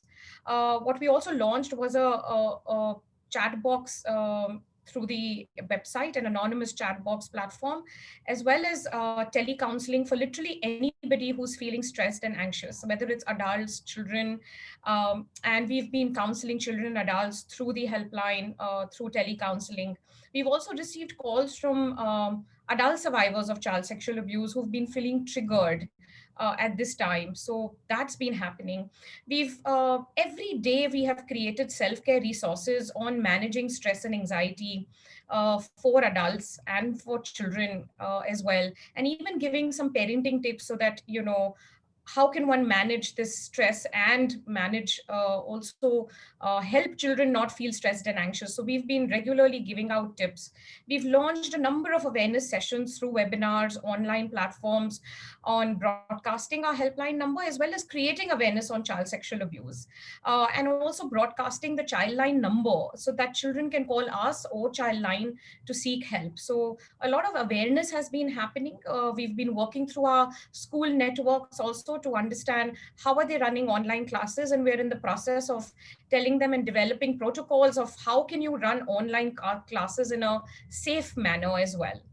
I think the gaps that I'm seeing is, the lack of access that children have to NGOs, to school staff, to teachers. And very often these are the first respondents that children have, but that's not happening. And I think that the government and all of us NGOs need to publicize the helpline number more and encourage children to report if they are in an unsafe situation. I think that's really critical because, they could be at home and with the abuser, and the risk is very high. And so I think it's really important that they should be able to understand how can they reach out for help. I think the other thing is that because educators are also moving online, I think it's very important that they need to understand what are safe mechanisms to use and how can they keep children online safe as well. So I think it needs to be definitely coordinated efforts at all levels by everybody.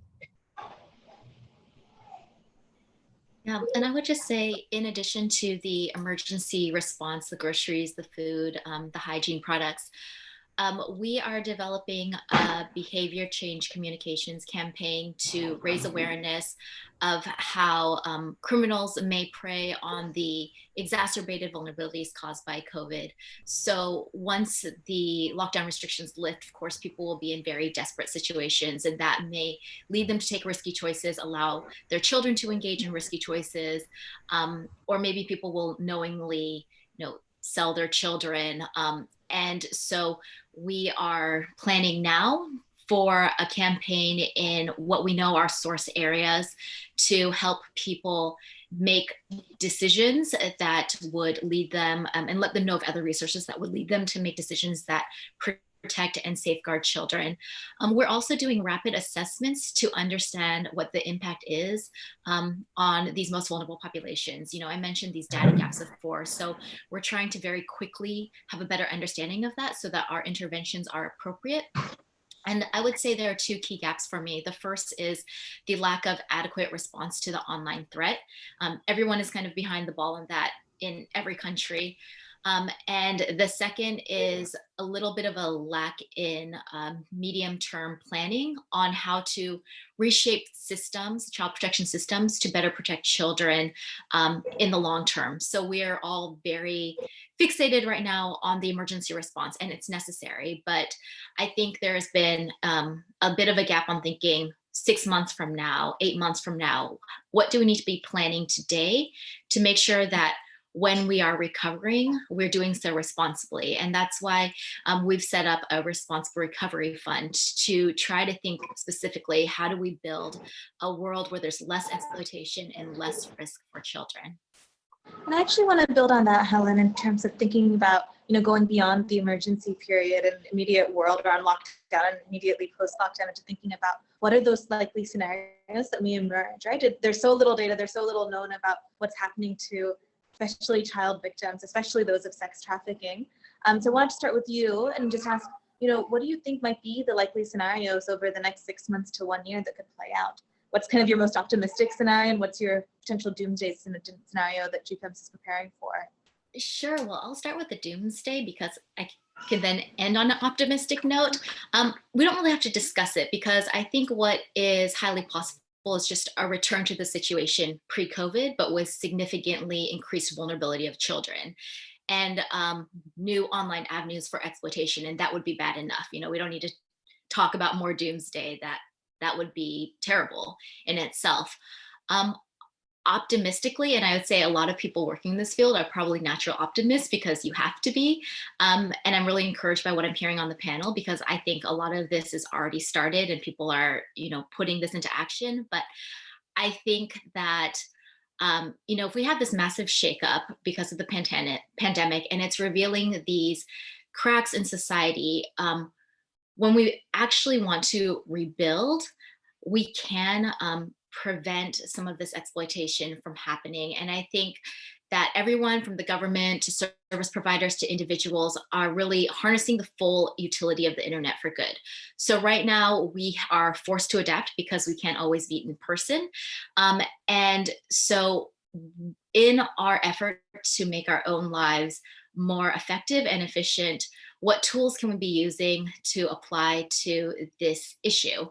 And I think there are several things that need to happen in tandem, right? So we need these high quality behavior change materials that foster safe practices. They need to be developed and disseminated effectively. We need to grow digital literacy so people are empowered to keep themselves and their children safe online and offline. And then I think there is potentially the ability for artificial intelligence tools to scan and identify CSAM so that it can be removed and not further perpetrate child pornography. So those are all protective measures, but I also think that there are, these force multiplier benefits for good with broader internet outreach. For example, people in remote areas can better connect to available resources. This panel is a good example. Here I am logging in from Washington, D.C. and learning from the expertise of all of my colleagues on the panel. This wouldn't have been the norm if we were able to meet in person. So I think this is already happening, but these people in remote areas and vulnerable areas should understand what laws protect them, what government schemes they're eligible for. I'd like to see an increase in digital cash transfers so that we know that money's going to the right people for the right purposes. Caretakers have clear guidance on how to report abuse. And then, mental health resources for both children and for their caregivers, because this is stressful for everyone. So I think if we can collectively achieve this, we really increase accessibility to resources, and then that should decrease vulnerability of children. Thanks, Helen. And Nick, I want to pass the same question to you. What's your doom scenario, and what's your kind of most optimistic outlook for your children? Yeah, I'm usually an optimist, as Helen points out in this space. You have to be, although I find it hard to be optimistic in terms of the impact of COVID-19. I think the best case scenario is that things just don't get significantly worse. And that depends on a vaccine be developed, being widely available. It depends on a V-shaped recovery, all in the next 12 months or so. Experts seem to think that that's unlikely. The worst case scenario we've already identified, right? Massive economic shocks, pushing vulnerable people into greater vulnerability. If you kind of apply a supply and demand analysis, we know all the drivers of slavery, and the risk is, and the likelihood is, they'll be exacerbated. Desperately poor families will be turning to unscrupulous money lenders. Families will be taking risks when factories open up. Recruiters will be paying on desperately vulnerable families. Traffickers will be they will have a larger target market. And that is all going to lead potentially to an increase in supply. On the demand side, you have a reduction in available police resources and government resources focused on other things. So, there's going to be less prosecutions, there's going to be less disincentive for traffickers. There already is very little disincentive, but what little kind of measures are in place. And it's quite distressing. I mean, we've been seeing so much progress, particularly with state governments in places like Rajasthan and Bihar and UP, in terms of focusing on particularly bonded labour issues. And we just expect that, that's going to be kind of brushed aside over the coming months because there will be other priorities. And traffickers certainly won't kind of be sitting idle. They will be taking advantage of those scenarios. So it's challenging. I mean, the International Labour Organization has come out and said they expect that 400 million informal sector workers in India will be pushed into poverty. And so as you play that out, so, we don't sit here and just decry how awful it is. Of course, we need to step up efforts. We need to, take measures that can increase awareness, events like this. But I just struggle. I struggle, things like, we all want a world that comes out of this better placed, and we all hope for that. But then I look at labour laws being suspended in a number of states, which we know will increase exploitation and risk. The communities we work with have limited access to the internet and digital. So, the opportunity to reach out to them is more limited. And in fact, I think that what it requires is a doubling down on things that we've seen in India in the past that are so impactful and powerful, and building of movements, building of workers groups, unions. These are critically important. And as we talk about resilience, it's going to be supporting the people to build their own, and communities to build their own resilience. That's going to be a key strategy, and certainly at the Freedom Fund, that we're thinking about every day. Dr. Nilima, what about you? What are your doomsday and optimistic scenarios coming out of this? Scenarios that are like emerge, there are two things that we realize: that the enhanced vulnerabilities, as well as the magnitude of problem being the way it is, it's going to be a big challenge, because we are looking at the caste, class, gender. When we take the gender lens, we're looking at regions, we're looking at urban-rural migration problems. All of these are leading to the impact on children, and there are emotions of kind of helplessness and hopelessness both together. And therefore, as of now, there's a lot of gloom and doom in terms of the emotional coping with the situation, because this life-changing impact on outcomes is really linked to coping with life and livelihood. So while we do coping with life in terms of emotional support, there is a lot of vulnerability for children in residential care. We work with children in shelter homes, develop policies, programs for them, but we realize that most effective has been circle time. So there's a lot of hope that the children receive emotional support through sharing, catharsis, ventilation in circle times. And that hand holding is very critical,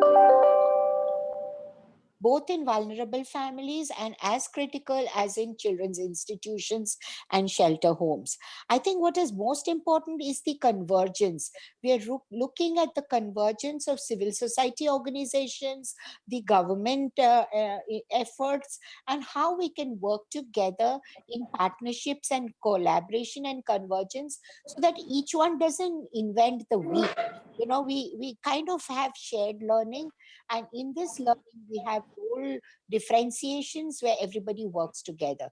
So I am a little hopeful in the sense that the future holds for us an opportunity to empower families. I think the opportunity for us to build the resilience in people in spite of all the challenges and the kind of negativity that emerges out of a crisis situation. I think this building of emotional resilience and empowerment of families is something that I'm hopeful about. I want to use this conversation here to transition into, I think, what is an important question, where, you know, just as I think about current priorities of the government right now, right? Child abuse, child sex trafficking, victims of sex trafficking, shape or form. And so I want to ask us to do a pay attention. How can they protect the government? And so I'll start with you, Dr. Nilima, and then pass it over to Melissa and Pooja to share their thoughts.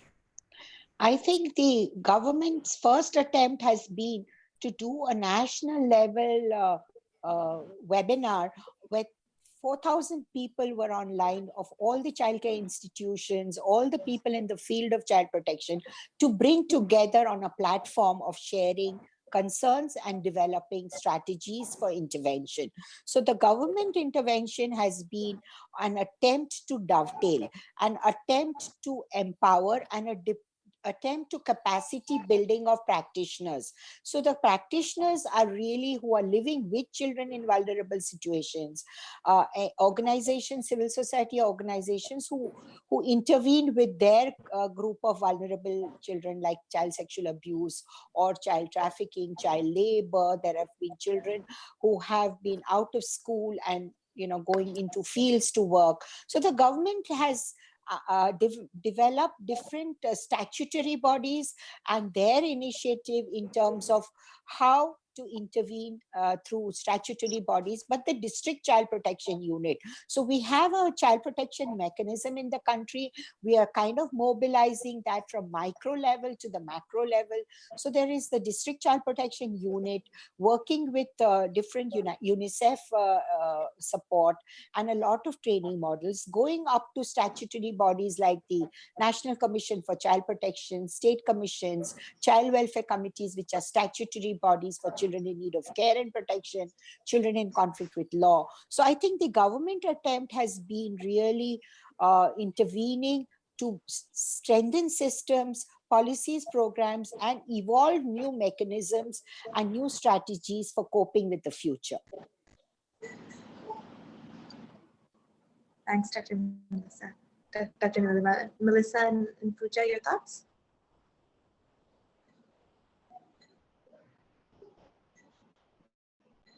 Shweta. So as Dr. Nilima said, there is a lot that's being done by the government already. And, IGM has been working closely with the commissions, with the WC, the DLSAs, and there's a lot of mobilization, a lot of work being done. But if you want me to articulate, some of the, the next steps or the actions that need to be prioritized by the government, and I will talk about it from a little broader lens. I'd say some things that need to be done imminently are, review whatever's existing in terms of laws and move ahead with laws that strengthen comprehensive protection for the children of our country. I'd say review the provision of current mental health facilities and services in shelter homes. IGM has set up 2 crisis centers in the state that model crisis intervention for victims of abuse. Now, this must be replicated across the country. With that, I would add, the necessity for quality counseling interventions, including trauma counseling, that are necessary to help, victims process and cope with trauma. I do think it is crucial at this time to equip and strengthen the functioning of specialized anti-human trafficking units so that they will be vigilant and proactive in detecting and preventing child trafficking, within the borders and across borders in these, uncertain times. Another worry for us is the fact that, we've seen the migrant laborers having to return back home, right? And the strain on rural economies. So these large populations returning home with limited or no options for, livelihood. I do think it is necessary for the government to consider creating new economic opportunities, because if we do not do that, and if we do not give them viable opportunities now, you do not know whether they will want to return back to the cities.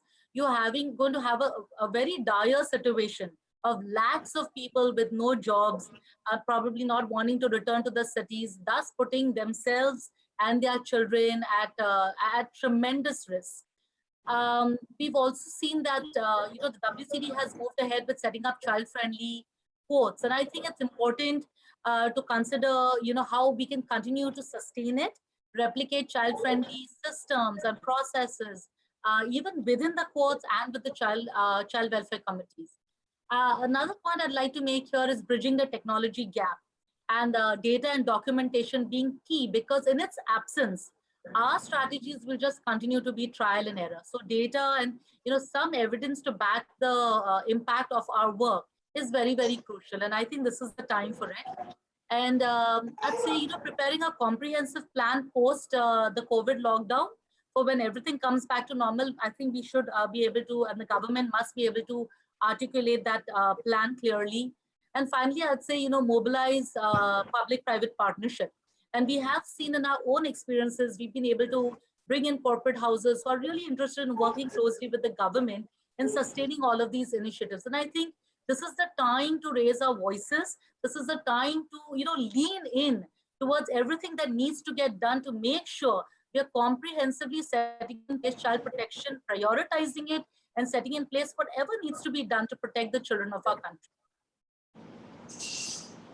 Thanks, Melissa. And Pooja, I'll hand it over to you.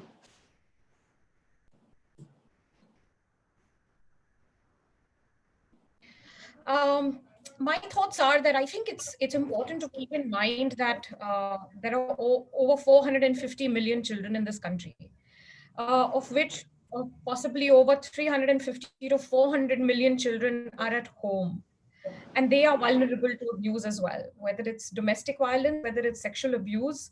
I think it's important that the government focuses there as well and does a campaign to talk about safety online and offline, and make children aware, make adults and parents aware about how they can play a role in protecting children from sexual abuse. It's a huge, huge number. And very often we don't think about these children who are at home and could be with their abuser at home and experiencing sexual abuse. I'm really concerned about those children, and I don't see as much effort in creating that awareness that's required for their safety. I do think that we all need to come together to create those messages and create a campaign and do it at a much more bigger and national level through media channels, so that children are able to understand what is appropriate, not and inappropriate, as well as most importantly know that who can they call for help. We recently also wrote to the Commissioner of Police in Mumbai saying we are here to help and provide counseling as well. So some of us NGOs have come together to support the police as well. So I completely agree that coordinated efforts are required, but I also do think that we need to remember that there is this big, huge, significant number of children out there at home who are at equal risk, if not more as well. And so I think it's important to think about that as well. And the other point that I'd like to make is that we are seeing increased CSAM. We are seeing increased child sexual abuse material out there. I do think that the government's response has been inadequate in that space. I definitely believe more protocols need to be put in place, and a curb needs to be absolutely put in place because of this increased CSAM that we are seeing on an ongoing basis. So I think these are some key things that need to be done. Thanks, Pooja. And I wanted to actually hand it over to a couple of questions from the audience that build nicely upon what you just said. And this first question, I'll actually hand it over to Helen to respond. It's really around how do we, what are the tools and what are the things that organizations can do to actually fight some of the online increases of sexual abuse that are starting to happen, that we're seeing because of COVID? Yeah, I would say that there actually are tools that exist. Our organization mapped 27, it's available on our website, www.gfems.org, but 27 online applications that have been developed or in development that could be used to combat online sexual exploitation in India. And some of those would need to be adapted. A key barrier in India is actually the law is kind of a legal gray area. There isn't a clarity under Indian law on how this can be pursued. And as a result, there's a real standstill there. So thinking creatively about how we get the necessary permissions from the Indian government to address this problem while that law needs to be revised is critical.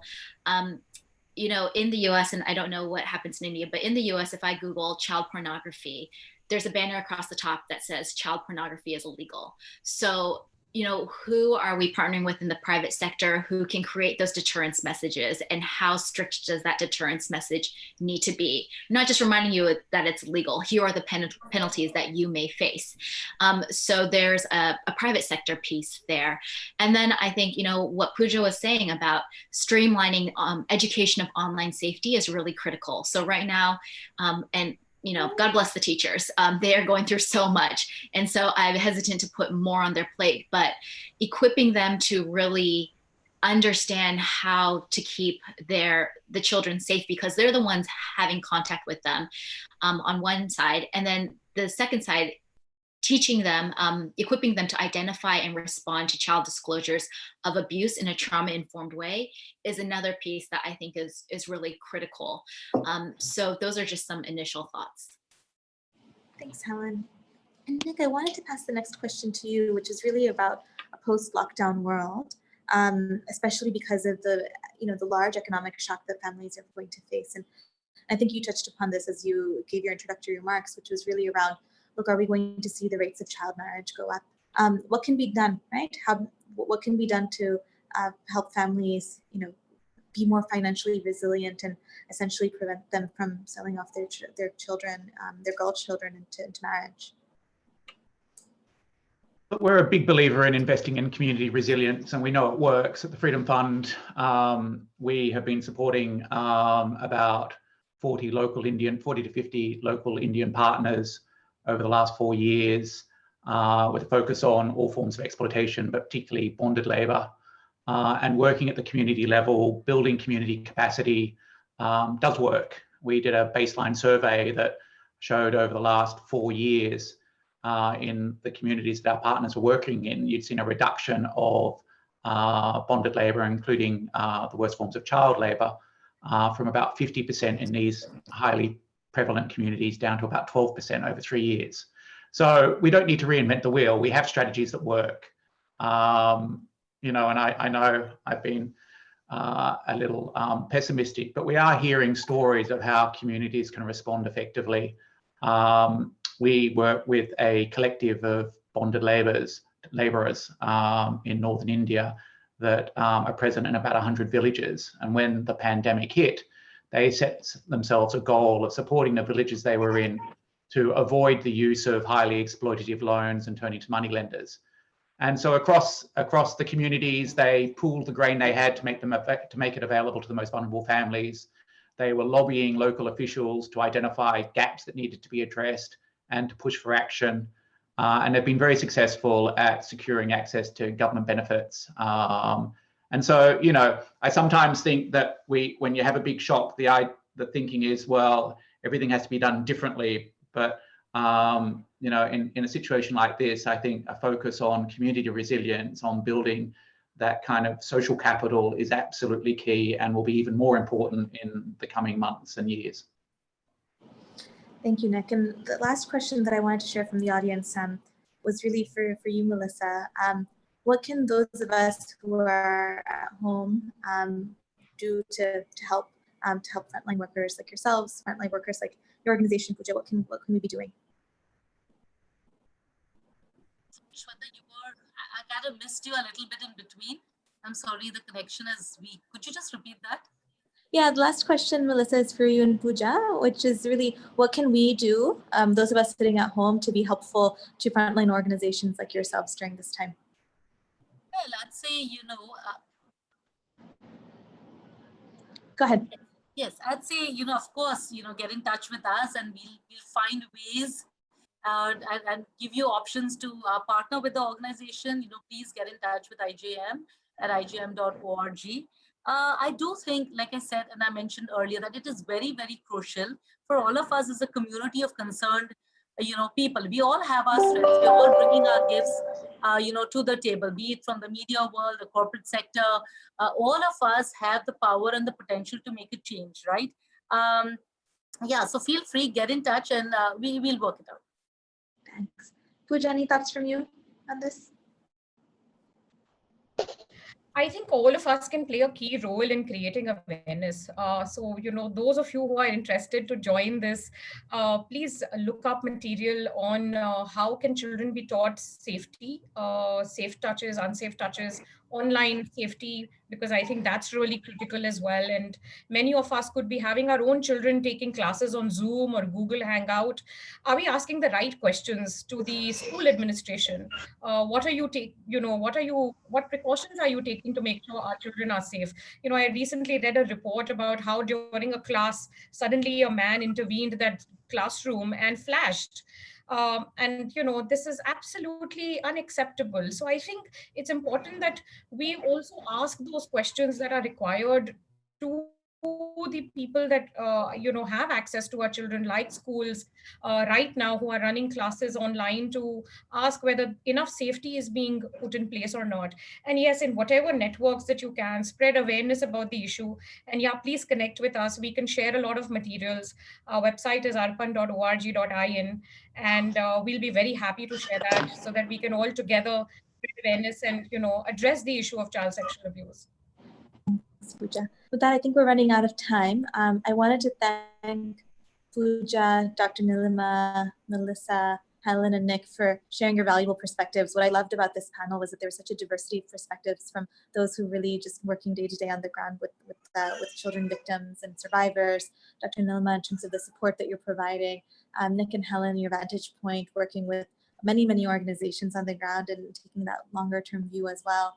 And I think it was just really fabulous to hear from you all, both in terms of actually shedding light on a topic that very few of us can see and experience, just given how little data there is and limited access we have to the issue day to day.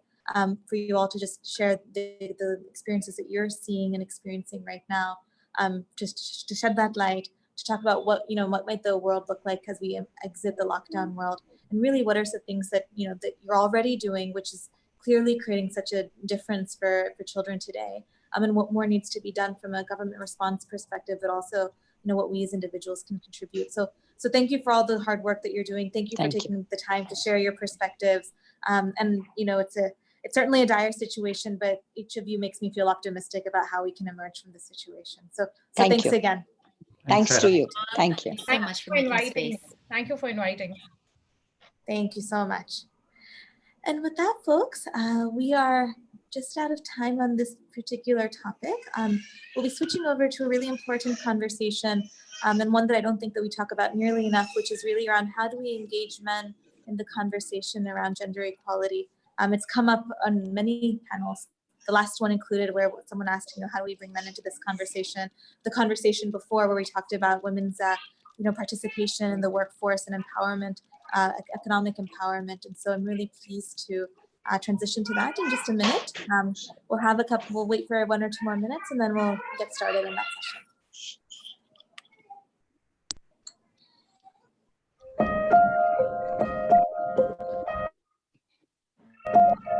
At the most basic level, applying a gender lens to an issue means looking at how people of different genders are disproportionately affected by an issue or potentially best positioned to address the issue.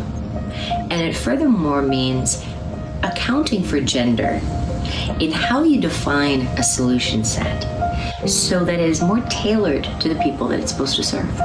Dalberg is a group of change makers, and we're all here to work towards a more inclusive and sustainable world where all people everywhere can achieve their fullest potential.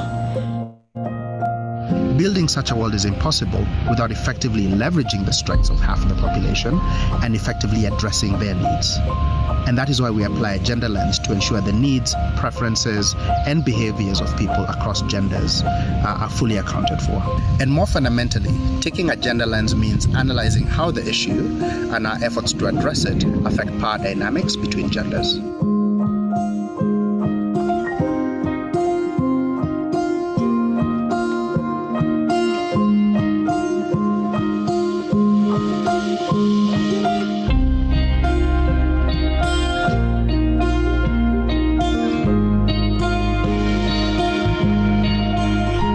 Investing is about bringing a gender analysis into a financial analysis to get a better return. It can encompass a variety of different activities, investing in female entrepreneurs, investing in organizations that have female leadership, investing in diversity in organizations and equity in the workplace, as well as investing in organizations that support women's products and services.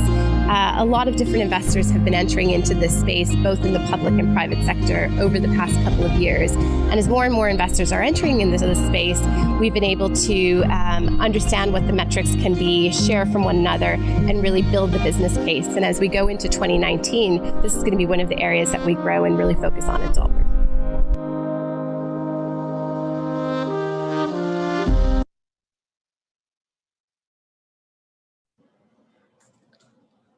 Hi, folks. For those of you who are just joining in, we're just about to start a really exciting discussion on how do we get better at engaging men in the conversation on gender. I wanted to introduce you all to my colleague, Dayang Lee, who is going to be the moderator for this panel. She is my colleague at Dalberg. She leads a lot of our gender work alongside me. She was your MC for the gender track yesterday, if you were on yesterday's session. And she's currently exploring how to engage men and boys in Bihar on family planning and nutrition. She's extremely passionate about the topic. So Dayang, thank you, and off to you. Super, thanks so much, Sweta. I wanted to kick this off with a short story. A couple of years ago, I was doing some research in Chhattisgarh with my Dalberg team. And our mandate was actually to design an app for providing maternal and child health information to rural women. We were doing all these prototyping sessions largely with pregnant women and young mothers. And I just remember one of the first things we heard very loud and clear from these women was, why are you only talking to us, right? Can you make this thing useful for our husbands also? Because we want them to know this information as well. And that was such an aha moment for me and an incredibly humbling experience. We really had not planned to engage men in these discussions much, assuming that this information would be most useful for the women and that the return on investment was going to be higher if we targeted women for this type of information. Right?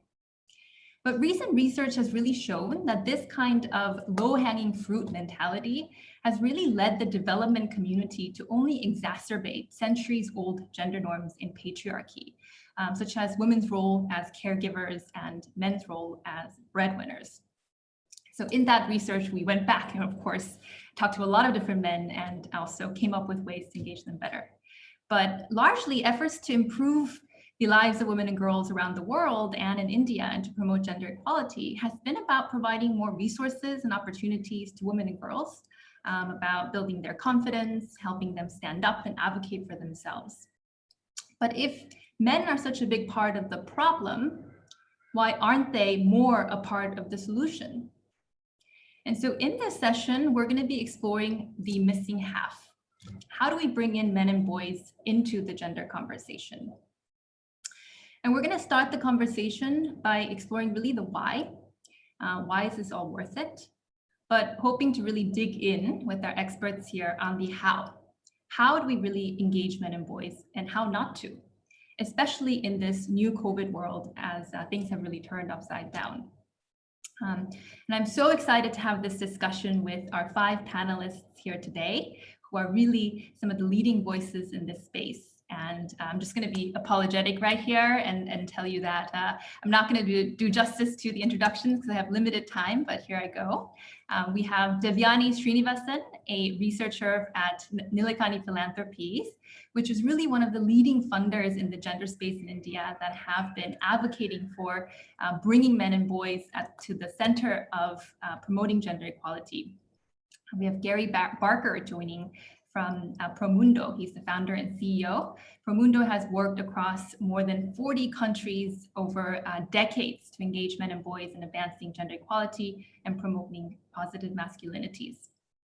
We also have with us Harish Sadani, who is the co-founder of MAVA, Men Against Violence and Abuse, which is one of India's first men-based organizations on preventing violence against women. We're really excited to have also Ravi Verma, who is the South Asia Regional Director at ICRW, where he has done a significant amount of work to understand violence from gender and masculinity perspectives. And they've designed some of the most effective interventions involving school and sports-based programs. Not last but not least, we also have Sujata Khandekar joining from Coro. She's the founder executive director. Coro supports leaders in the most marginalized communities and help them create social change in their own communities. And as part of this work, Coro has been working tirelessly and extensively to engage men and boys to promote gender equality and empower women and girls as well. So we're going to start this discussion in the first half an hour or so with myself moderating, but then we would love to turn it over to some audience Q&A towards the end. So please use the Q&A button at the bottom of your Zoom panel to send across any questions you may have for our panelists throughout the discussion, and we'll be sure to get to some of those. Before we begin, I actually wanted to run a very quick poll with the audience to better understand who all is in this Zoom room today, but also perhaps just as importantly, who all are not. So the tech team, can we pull up the audience poll, please?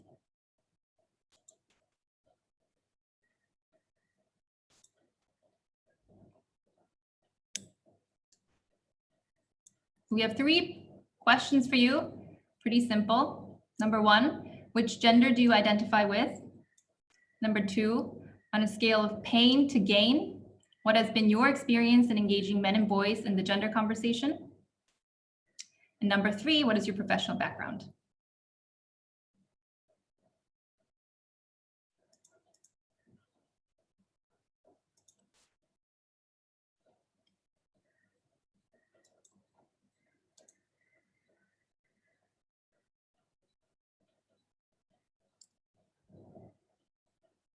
All right, hope you all had a chance to answer that question. Can we show our panelists the results, please? Are they still trickling in?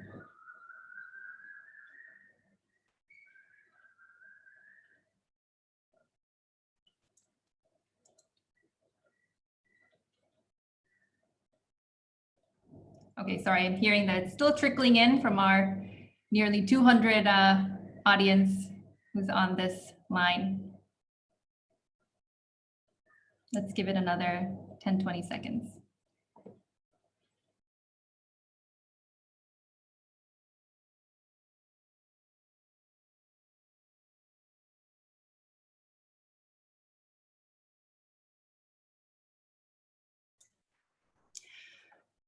Okay, here we go.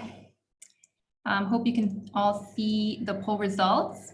So of the nearly 200 people in this room, we have 85% who identify as female, 13% as male, 1% as gender variant, gender non-conforming. On the question of pain versus gain, the predominant answer was moderate pain. Panelists, please note, followed by neutral and high pain. So only about 20% thought there was more to gain, actually. And about half of us are from the NGO sector, and a third of us are from the research and consulting world, and we have very few from the policymaker and donor community. And so this has actually not been the worst gender imbalance from one of these sessions. I don't know what my panelists think, but I've definitely been in rooms where it was just entirely women talking to one another. But I think this just underscores the heart of the problem here, right? When we talk about gender equality, where it is so important to involve men in the discussion, why are men absent? And what can we do about it to flip this dynamic is really at the core of our discussion today. And we're keen to explore also the role of COVID in all of this. And so I wanted to actually start with a question for each of the panelists to ask each of you, as our audience said, there's a lot of pain, perhaps unclear gains, right, when we're trying to engage men and boys. Can you describe for us the moment when you or your organization decided that you needed to actually engage men and boys in promoting gender equality? Why did you decide that engaging men was more gain than pain? And I'll just actually start with Harish, who is going to be at the left hand of the panel, and then just go through the rest. Go for it, Harish. Yeah, hi. So I had, several factors in my growing up years, my own paternal aunts, who actually put a fine imprint on me, on my character. At a younger age, when I was doing household chores and I was labeled as sissy or girlish, I remember I never used to take those taunts personally, but rather reflect that why am I called like a girl? Is the role of girl undervalued? So, at a very younger age, I was closely observing how women were treated at homes, violence within homes, because I was staying in a community dwelling where I could see neighbors' lives with close proximity. Then as I was growing up, I was writing letters to a film star, who's now no more, Smita Patil. I used to have an exchange writing letters where I used to write to her how I used to view her films from a gender lens and what were the gaps which I felt, the gap which included absence of men in this whole movement of addressing violence. And as I was doing my master's in social work at Tata Institute of Social Sciences, I used to realize that when I was volunteering with a women's group and observing how they were responding to counseling and other factors, I realized that, men were completely out of the conversation, even post-violence, before violence, or, any kind of discrimination on women. So I felt that was a big gap. And, the history is that there was a journalist who had given at the same time an appeal in a newspaper calling for men. And, 205 men wrote. This was in 1991. And I was the one who had responded among those 205. And I took the mantle, and that's how this organization, Men Against Violence and Abuse, was born. So it's a combination of different factors which enabled me to, take the lead. Thanks, Harish, for sharing your personal story. Gary, would love to hear from you. Yeah, I'm from the US originally and moved to Brazil in the early 90s to coordinate a study with UNICEF on girls who were being sexually exploited. And working with government social workers, and some nights we went out with police, we were interviewing girls in the situation. And I kept asking the question, why aren't we talking to the men at the bar? We can go every night with police and arrest the men, and there's more the next night. There's men who are paying for sex, and there's men who aren't paying for sex, but are sitting next to their buddies, watching them, knowing that they're paying for sex with underage girls. And I remember how tough it was with my colleagues to say, I think we're sitting at the wrong side of the table here. If we actually want to stop this flow, we don't have enough prison space to keep arresting these men. We've got to look at what is it that's driving, what is it that allows them to do this, and why are so many of their buddies watching it but not saying anything? So I think, kind of as you described your aha moment, and the other thing is that as a native English speaker learning other languages, it's fantastic to watch how learning another language helps you deconstruct your own. And I guess listening to the gendered language that we talk about empowering women, I kept thinking how in Brazilian Portuguese, the expression of violence against women and sexual exploitation of girls sounded like it was missing words. And I realized in English it does as well, because violence against women is men's violence against women. The sexual exploitation of girls is men's sexual exploitation of girls in large part. We forget that there's an object or a subject in that sentence. And that allows us to think that somehow, and the same applies to everything in gender. The unpaid care burden on women is not because Venusians or Martians have abandoned women to do the care work. It is men not doing our share. So I think, for us, I founded by kind of instigating that conversation with some amazing Brazilian colleagues. We founded Promundo a few years later with the fairly simple idea that gender equality needs men and men need gender equality. And I think that last part we often forget. So that's been an inspiration for us as well to say men need to be part of this, not as a favor, not as champions, not as afterthoughts. We're in it, whether we're resisting it, whether we're silent on the side, or whether we're for it. But there's no way to ignore that the world gets better for all of us. And Promundo's name is basically a contraction of for the world in Portuguese, with the notion to try to get beyond the notion that gender equality is done to men, kicking and screaming, and instead to say we need men part of the equation. You have no choice. It'll get better if you want to be part of it, but there's no choice but to engage men in the process. Thanks, Gary. And we will be exploring what is it in for men. So I want to definitely put a pin on that idea that men need to do this for themselves as well. And I want to now hear from Sujata. Over to you.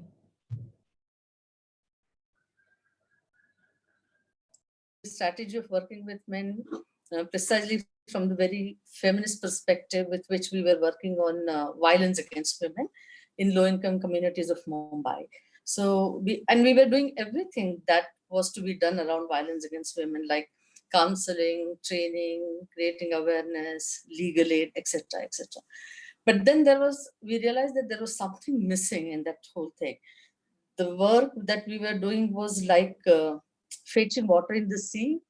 Like you keep doing that unendingly, untiringly, but then there was no reduction in the violence as such.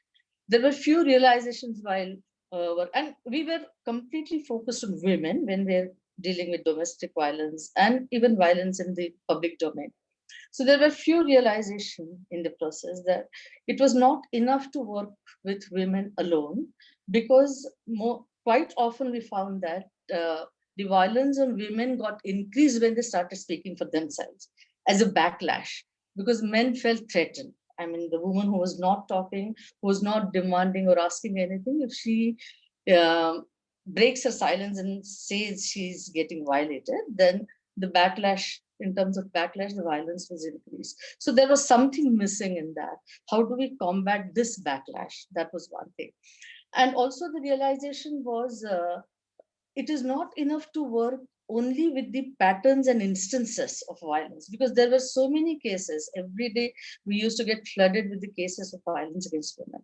So we realized that it is important to work with not the patterns and instances, but work with the mental models that are creating, perpetuating, endorsing, justifying violence.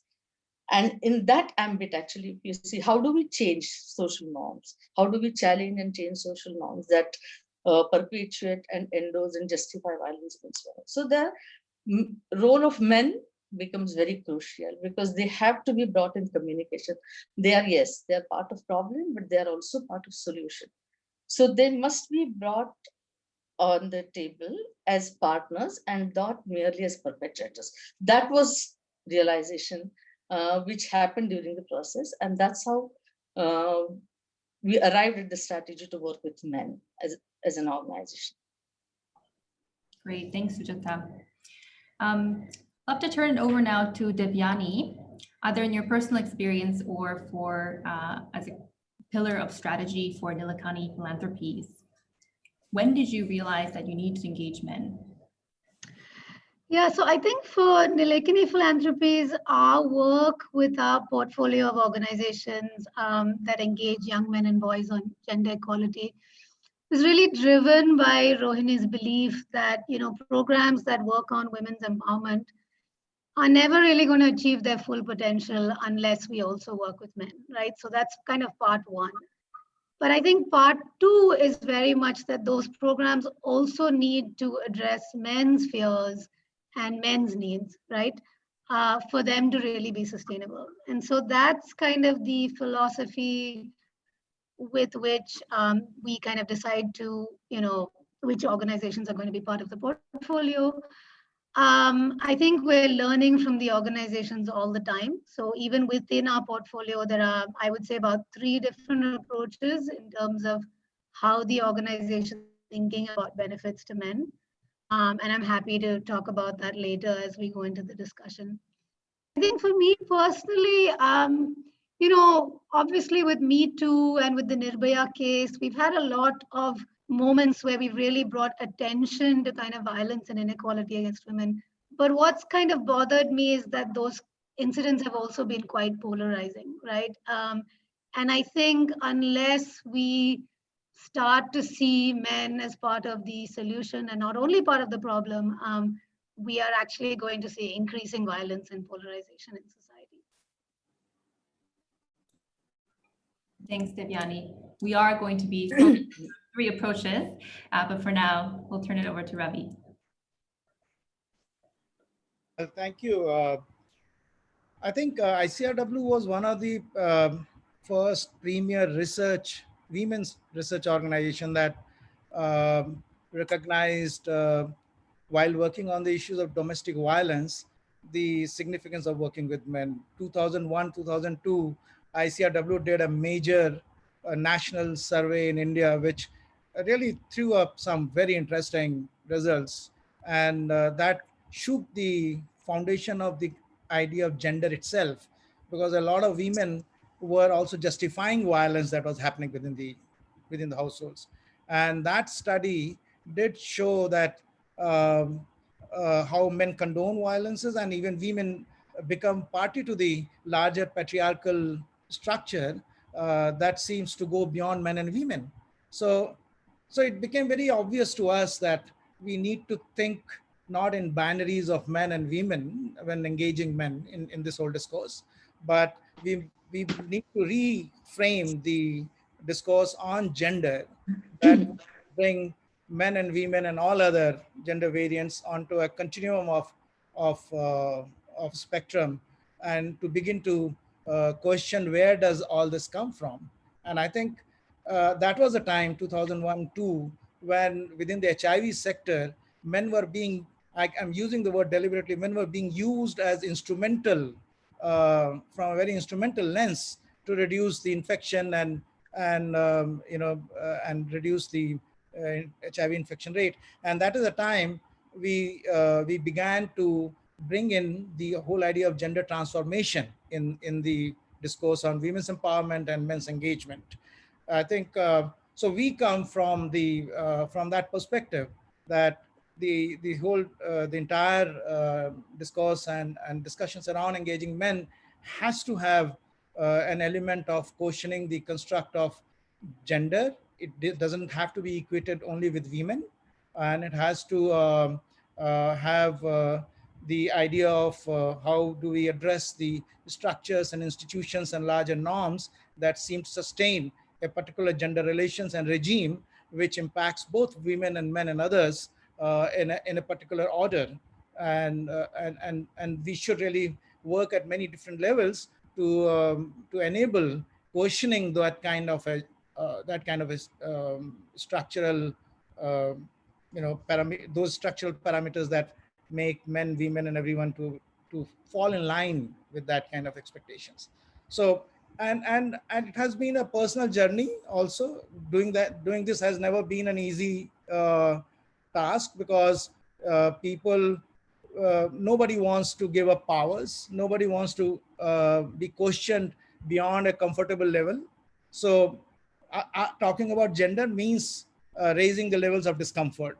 And that discomfort is not only for others, for me as well, as a man, and as a person who is living in families and with peers, with other friends, and in an institutional setting where you have to constantly prove yourself that you are truly engaged in a discussion which impacts you as well. So it's a journey for me, this whole issue of working on gender, and both personal and collective, in terms of understanding what it means to engaging myself into this discussion, and all my other colleagues. Thank you.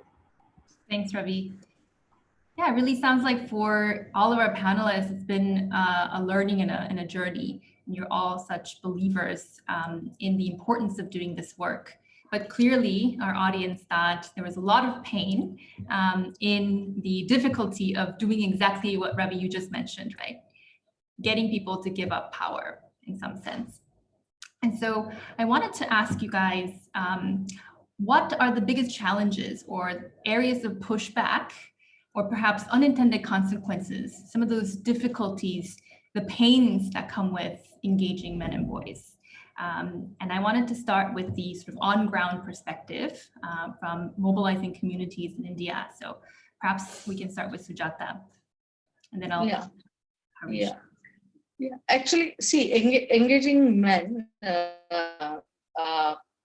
Engaging men is a difficult task. I mean, difficult in the sense it's a long-term task. It's a process. It's not a quick fix thing. The solution is not quick fix. So you have to engage with patience, process, and participation for a longer time. That itself becomes an impediment. Like, how do you engage men? Because they have different priorities, especially if you see young men. Actually, their priorities were different, kind of. Their distractions were different. So holding them together for a long time because the change doesn't happen. There may not be transformation, but even the commencement of change wouldn't happen so easily, because we have to unlearn everything that we have learned in our upbringing. And this is both true for men and women, as Ravi was just saying. I mean, even women endorse some kind of masculinities and femininities. So the problem becomes even more complex in that sense. So keeping people together in the process was always a challenge for when we were working in bits and pieces, kind of, because we did research on masculinities, construction of masculinities. And as a follow-up that, we started working with almost 1,500 young men in the community.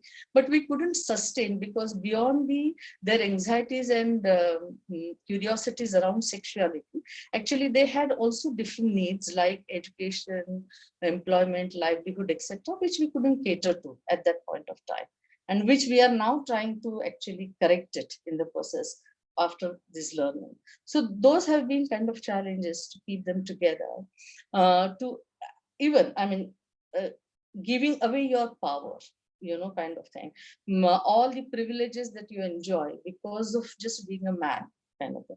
So letting that go, because that takes a lot of negotiation. And unless you are very closely interacting with people for a longer time, this change doesn't happen. Thanks. And what about you, Harish, especially in your work with men communities? Yeah, so I have been working largely with young men and adolescent boys, for a longer period, more than a decade. Like 13 years ago, I started an initiative, with some 33 men, and later on it got upscaled in 10 other districts of my state, and now I'm trying to replicate in other regions of India. So with the young men, say who are in their 20s and 30s, you find that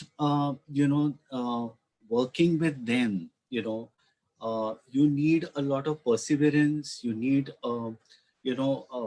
ways in which you can make conversations with them interesting, conversations where there is a safe space where they can open up, where they will not be judged or labeled, where they can talk about their vulnerabilities and anxieties equally. And I think that is the crux part, that when you see the one side of, the man wearing on his head, a crown which is full of thorns on one side, that he's powerful, but the other side, when you see the vulnerable side, and you give a space for men to open up and, talk freely, conversations which up till now have been tabooed. When you talk about man-woman relationships, you need to talk about sexuality. So, in today's time, I think raising a boy is all the more difficult and challenging than it was some 15 years ago. The age of, adolescence or puberty is declining. As young as 11-year-old boy comes of age, and you find that even in case of girls, if she gets information about menstruation from another woman from her family or any close person, and even though some feminists might contest that there is no dialogue, but the key part is at least there is some conversation which nobody can contest. At least there is some conversation. But when it comes to boys, a growing up boy, nobody talks to him about, what happens to the body, what happens, to the physical changes, psychological changes as he grows up. To whom does he ask about erections, issues related to erections and the like? So I find that if you give space where, and it's not a surprise that 95% of young men, growing up men, have one of their primary sources of information on sexuality as pornography. So whether they admit it or not, and even if they are from well-to-do schools, and even if schools impart, there are enough examples where teachers of biology try to skip the chapter on human reproduction and ask the students to learn it by themselves. So, you find that as the age of puberty is lessening, and there are lots of simmering things, boys, as they are growing up, they are in suffocating molds. Nobody talks to them. They have something simmering. The testosterone levels as they are younger is at the higher level. And at that moment, if they are not guided, and if they resort to any kind of violence or, offensive behavior, it is easier to label them that they are criminals. But you have never given them an alternative. You have never responded to the unmet needs of countless of young growing up boys in our country. So I think there are a lot of gaps. And, when you try to, even if, for example, when I address, when I'm mentoring a group of young men within a classroom or within a particular space, I know that the moment after my interaction is over, they are back to the world where, patriarchy is very much there. So, and another vexing problem in today's time is that there are multiple inequalities working simultaneously. So, which wasn't the situation, 20, 30 years as much, as it is now. So, you have in India, now we are talking about COVID virus, but there are two viruses apart from COVID, which we all have to deal, So one is the communal virus and the other is this patriarchal virus. So I think, so these viruses have been existing for many years. And if they have been reinforced by institutions like religion, for example, which in Hinduism, for example, if it is 5,000 years old, so that means 5,000 years old beliefs about how men should be in controlling women, if they have been professed and if they have been reinforced over the years. So it's not going to die easily, so even if you engage with one target group, there will be constant tussles of the man with whom you are engaging. He should be able to fight the machismo. He should be able to fight with the man within him, and simultaneously use reasoning to guide him where he wants to go. So I think it's a big there are several hiccups, and one challenge. I'm taking a little time. In today's time, one of the things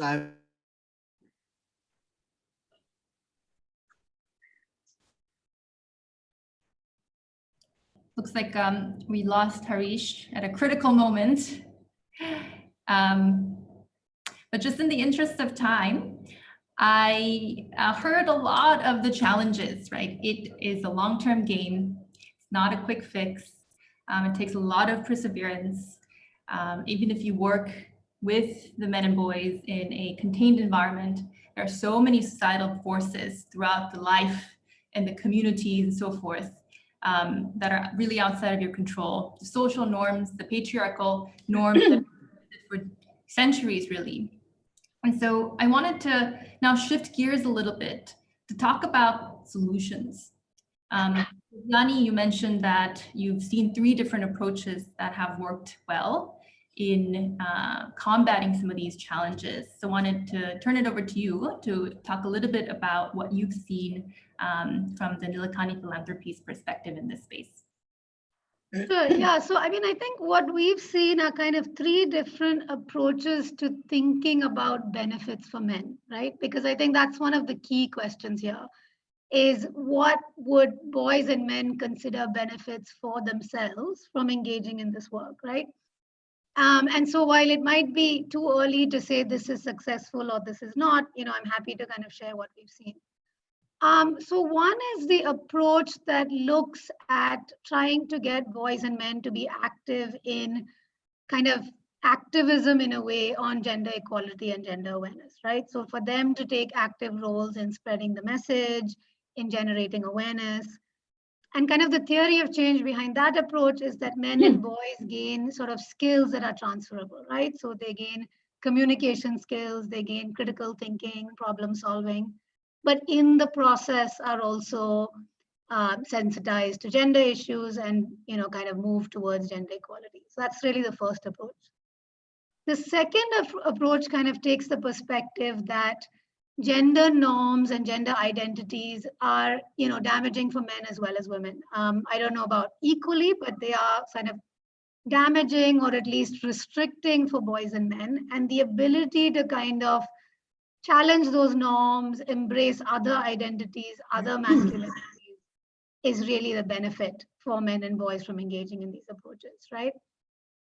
The third approach, which is kind of the approach of some of the organizations that are new to our portfolio, but is quite interesting, is kind of the intersectional approach, right? Which is not saying that men and boys are equally, let's say, restricted by social norms and gender identities as women, but men in different contexts, right? So men of lower castes or men of, or we see this a lot with boys, right? So boys may exert power over girls of their age, but very frequently they are also in situations where, they may have an abusive parent or there may be older boys bullying them, right? So the third approach is kind of using intersectionality to really, I think, build empathy among boys and men to kind of help them relate to situations where they've been sort of dominated or oppressed or violated, and to link that to women's experience. Yeah, thanks, Devyani. Sure. wanted to pick up on the first point you made, which is the importance of articulating the benefit for men and boys. And it's a really nice argument that, there's no zero-sum game, right? There are no losers potentially. Men are going to gain as much of, if not more, than women in this journey. Circling back to Ravi's point around giving up power, though, is it always a win-win situation? When is it not? And if it's not, how do we articulate or create those benefits for men and boys? I wanted to turn it over to you, Ravi. I know you like these sticky questions, so I wanted to challenge you with this one.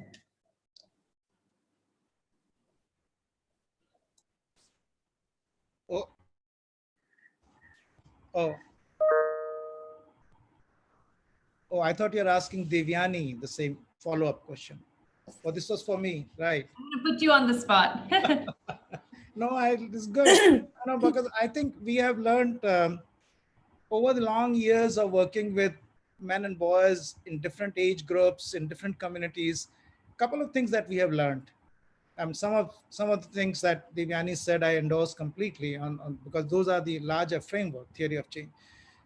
But I definitely want to emphasize that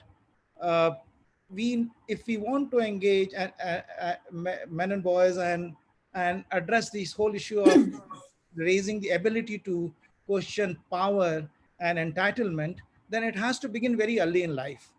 So we have one of the approaches that we clearly advocate for and work passionately within ICRW and partners is to engage at a very young age, from 10, 11, 12 to 14, 16. And that particular spectrum of age itself provides a long journey for these boys and girls to go through a process where they begin to question and then they shrink back and they again come out. And so it's a kind of oscillating situation that we see in that age. But then that's the age when they are able to question and they ask questions innocently. And many of them when I am using the word innocently, means there are no baggages at that time.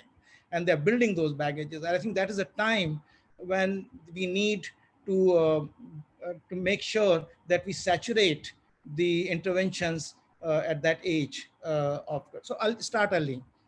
2, we definitely think that these interventions need to be situated within the institutions, because a lot of what boys and girls begin to grow, to learn and imbibe or internalize are, and others have alluded to these points indirectly, but I'm just making it explicit, is that those ideas are sustained, nurtured by the institutions within which they study, where they play, or where they go to interact with their peers. So there are many institutions within which the boys are made to believe in certain ways of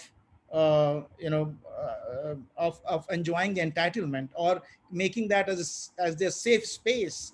So I think if you want to penetrate into the idea of men's and boys' safe spaces, where they preserve those ideas of being masculine and proving themselves and aggressiveness, then we need to work within those structured institutional spaces where you find these places to get in. This second very important. I think this is a very this needs to be worked out in operational details, but conceptually we need to be very clear that we are going to address those safe spaces, whether it is offline, online, in terms of the internet users, or is it their friend circles, sports groups, other kinds of things within the institutional framework. And third piece that we think, and our colleagues and we have been working relentlessly, is to find ways to bring some kind of a convergence, because I think if you have ecological kind of understanding of these issues, which is not possible for every intervention to really reach, but there has to be some way to connect these institutional programs with community-based programs, and that means there has to be some kind of change. If I don't want to use the word change agents, but someone who would anchor these change process on a sustained basis. So within the schools, for example, and the institutions, we really think that we need to work with teachers or the mentors in some ways that they remain there and they continue to engage in these difficult conversations for time to come. It's not a project specific piece of work that they're doing, but it is some kind of transformation that they themselves are going through. They have to change their pedagogy. They need to change the learning and teaching styles in a way which will be engaging and inclusive and participatory, and be ready to face difficult questions from the children without being perturbed or without being dismantled about their self-image of as a teacher who is very powerful, you know.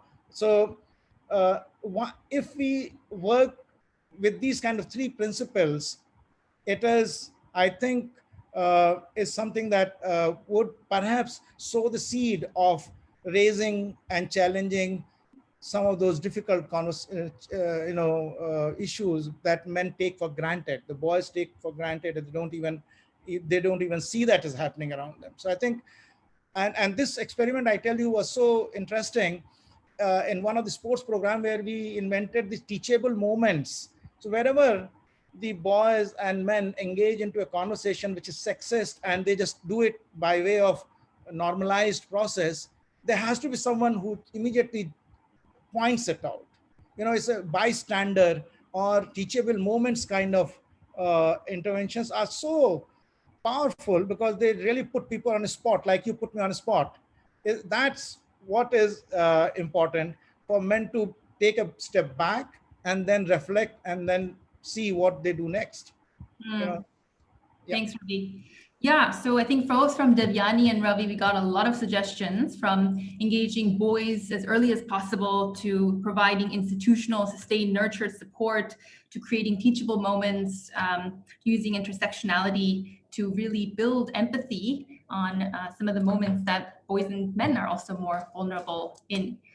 Wanted to quickly turn it over to Gary before we move on to audience Q&A to see if he has anything else to add. Promundo, you know, from your beginnings at Brazil, but really has been expanding its work globally, and you've worked in over 40 different countries. Are there any tips and tricks that you might want to share? I think I'll pick up on some of the points that Ravi brought up, and it's a pleasure to be on the panel with Ravi and Harish and Sujata. I've had a chance to learn together and learn from over many years, so thrilled to get to exchange again. I think one of the approaches that we've been doing increasingly is to, and I'm picking up on some of Ravi's metaphors around, you know, I think for much of our work is trying to, almost as if men are fish in a fishbowl who don't perceive the water around them. You know, if you ask a fish, how's the water? A fish is likely to say, what water? It is, we're so enmeshed in these norms. They're so normal to us that what our group education tries to do is to get men to be aware of that. Most of us come out of popular education approaches that are to try to bring awareness of how gender inequality, patriarchy, other power dynamics work. That only goes so far. We can only get so many fish at a time.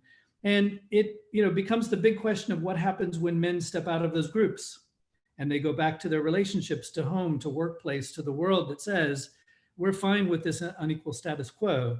So I think increasingly we're going from, you know, yes, that kind of awareness raising, Paulo Freirean type consciousness raising education works, but it's very slow and often unsustainable. If we really want to achieve the change that we're after for this, we've got to think about changing the systems. And so I think it's about, you know, we spent a lot of time measuring norms and looking at men's norms about gender equality. We're looking increasingly to say, let's change the whole structure around them. So what does that look like? We worked with Brazil's Ministry of Health to create a men's prenatal health protocol. So it's not that we work in group education to convince men they should be part of a prenatal visit and supporting the child to come, but to say, let's change the system. When he comes in, assuming he's not using violence, assuming the female partner wants him there, she's the center of the attention. But we shifted to say, let's make that system inviting to him. There's a chair for him to sit during the consultation. Someone comes during the consultation and says, we've got Tuesday, Wednesday, Thursday at this time next week for you to come back for your appointment because you need your own session to talk about family planning, to do STI tests and all the rest. Making the system create a space for him that says we expect nothing less than you're part of this. And we use that as Ravi said, a teachable moment. Conditional cash transfers or microcredit programs around the world focused on women. We continue to send a message that we don't think men are really very responsible at the household level. We consider them kind of by the design of those programs, we consider them antagonistic to the goals of it. What if we flip them around? We're doing that in the case of Colombia, working with their national cash transfer program to say, we create expectations that men are part of the process, not shifting the control of the funds to her, but saying we add either a small conditionality or a small piece of the program that says, we want you men here to support your female partner to enter the paid workforce or to do part of the care work. Or build it into schools, as Ravi was talking about. Build it into workplaces rather than thinking sort of one man at a time.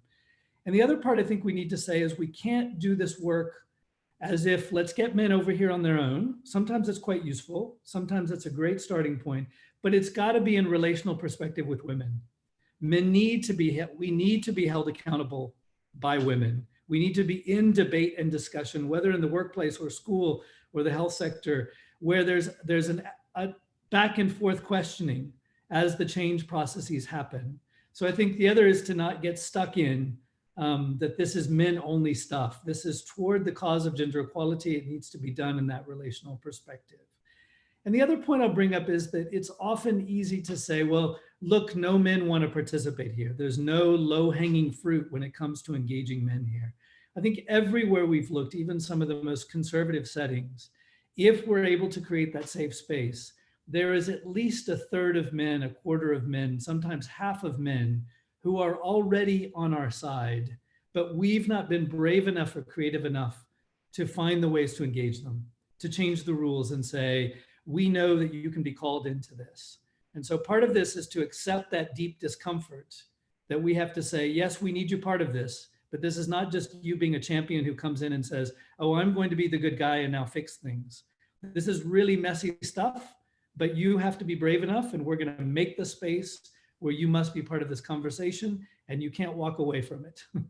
So I think what we're, in sum to say, how do we go from those individual processes that we do find gains for men, but we make a world that says there's no choice. Gender equality is an end that we don't give you a choice to being part of. You'll find some gain, you'll find some pain, but we don't give you a choice. We as the humanity have said we need this. And like anything that we believe is good for public health, is required for justice, we're not giving you a choice. And I think it's that systemic approach that we've got to be brave enough to think that big, that I would urge us to move toward. Thanks, Gary. Just building on that point of taking a systemic approach and really building change into the world that men and boys live in, right? Part of change the fishbowl. COVID has clearly thrown this world upside down in so many ways, right? And in this conference throughout, we've talked a lot about the different risks that it creates, but also using this crisis as a moment of opportunity. So I just wanted to throw out an open question to anybody who wants to take this, to ask what potentially entry points have COVID also created in better engaging men and boys? Sujata, do you have a response? We can't hear you.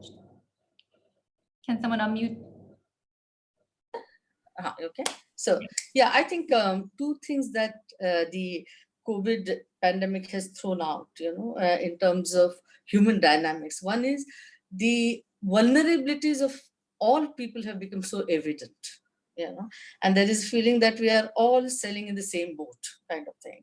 So that, and because I'm saying this because generally we feel that men feel very powerful, and that's how is the basis of violence, etc. But then when we did some interviews with men in this COVID pandemic, actually men also broke down on the phone. The first reaction, the response was, you are the first to ask me how I'm feeling, or how I am. And then the baggage of being a breadwinner has literally shattered because these people have lost their livelihoods. There are so many uncertainties. They don't know whether they'll get any payment or any money there. So actually they have become so vulnerable. So actually that position I thought was, that could be a starting point for starting different kind of conversations, when vulnerability of everybody is evident. And second, there is also some kind of realization of mutuality and interdependability. Sometimes in selfish way, but sometimes yes. I mean, for example, I care for your safety because I care for my safety. That kind of interdependence of mutuality, that feeling also we see. So I was thinking if we could actually use these as leverages to start completely different kind of communication with men and women also. I mean, because they both endorse each other's structural notions, etc. So actually, I thought this was leverage for this. And I also thought that there is a risk that this pandemic has also created, because the pandemic has drawn a very powerful line, overarching line, which is of scare, which is of uncertainty, and everything else built up under that line might seem trivial and non-significant. So that could be the case. That could happen with gender-based violence also. I mean, the pandemic challenge is so huge that where are you talking about trivial things like gender-based violence? So I see also the risk that whatever we have gained over a period of time through different efforts as women's movement also may got lost in this kind of environment where these spaces of expression, both for men and women, are shrinking. Yeah, thanks. Thanks, Rita. Just in the interest of time, I did want to get some audience Q&A in. So a question from the audience. Role models are obviously very, very important. Who are really role models fighting for against men's patriarchy in India? Perhaps a question for Harish. So, I mean, there is really a dearth of role models for men.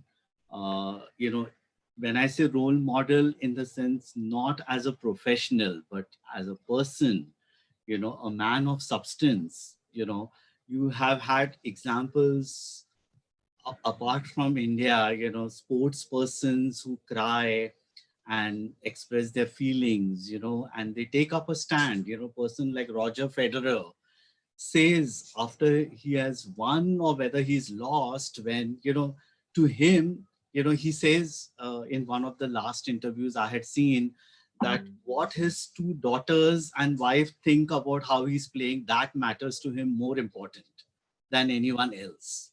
So I think, expression. So I find that there's a dearth of people, whether it is in sports or cultural field, there's a dearth of men who would say, they would politically correct. There are enough number of men who would say that,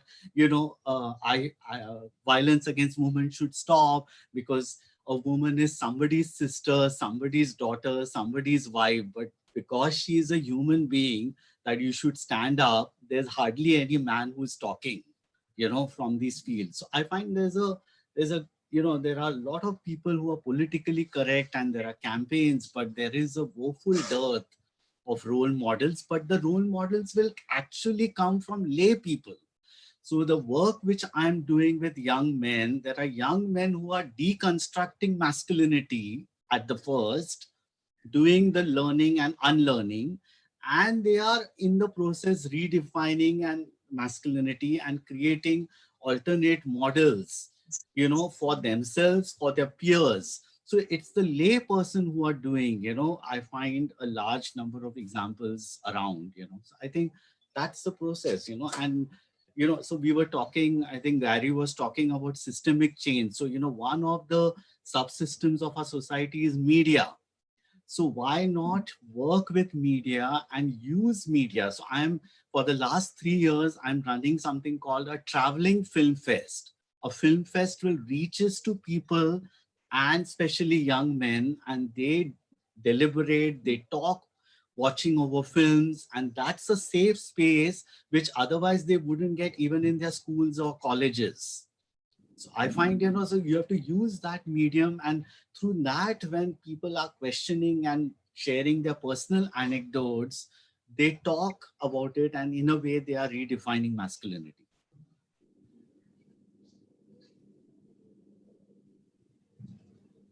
Thanks, Harish. I think that was a really powerful note to end the session on. There may not be these big headline role models that the entire nation looks up to, right? But it's so important to find role models within the local communities and leverage the power of media, both national but also local media through these film fests and whatever that may be, to provide those role models of a different way of being men and boys in today's world. So thanks for sharing those thoughts. Just in the interest of time, I know this is a discussion that we can continue to have for many, many more hours, but I wanted to bring this to a close and really thank all of our panelists who've joined us today. Thank you so much, Gary, Devyani, Ravi, Sujata, and Harish for sharing all your thoughts. And hopefully the audience started this conversation by thinking that it's going to be a lot more pain than gain. But through all of your advice on how to really engage men and boys through the various institutions, the community level, making it part of their system and making it easier for them to engage, and a holistic solution involving also, policy, but media altogether, hopefully provided lots of advice for our community members here joining us today for how to actually minimize those pains, but also maximize gains in engaging men and boys in this important conversation. So thanks, everyone. And I'll say my bye-byes. Thank you, David. Thank you. Thank you, everyone. Thank you, Danny. Thank you. Devyani. Bye. Yeah. Thank you. Bye. Bye-bye. Good to see you all. Likewise. Bye. Bye, guys. Thank you, everyone. Folks, for those of you who are just tuning in, we just finished a conversation on how we can better engage men and boys in the conversation around gender equality. And I personally found that session to be really inspiring. So thanks for those of you who joined in. And now what I wanted to do was introduce those who are new to this current conversation and discussion. I'm really pleased to introduce Kavita Ramdas, who will be speaking with us for the next 30 minutes. She is a recognized advocate for gender equality and justice. She currently serves as the director of the Women's Rights Program at the Open Society Foundations, and in her long established career, she has donned many hats. Kavita founded K&R Sisters, an independent consulting venture. Before that, she was at the Global Fund for Women, where she served as the president and the CEO. It became the largest public foundation for women's rights in the world. If that's not enough, before that, she led the Ford Foundation's women's operations in South Asia and was senior advisor to Darren Walker, the president of the Ford Foundation. And Kavita is really a role model for many gender practitioners in the world. She has a deep passion and knowledge of gender justice and activism. She's really focused on how to strengthen people collectives and drive economic justice and economic empowerment for women using systems change. And she has a lot of perspectives that she'll be able to share on how we can better respond to this pandemic in a gender transformative way. The list goes on in terms of her accomplishments, and it's such an honor to have her join us, Kavita, and it's also an honor for me to introduce you to the group here. Over to you now to speak to us about COVID as a care crisis. And if we have a few minutes at the end, if audience members, please share Q&A and questions over Zoom, and if we have some time, we'll have Kavita answer those questions. Kavita, over to you. Can you all hear me?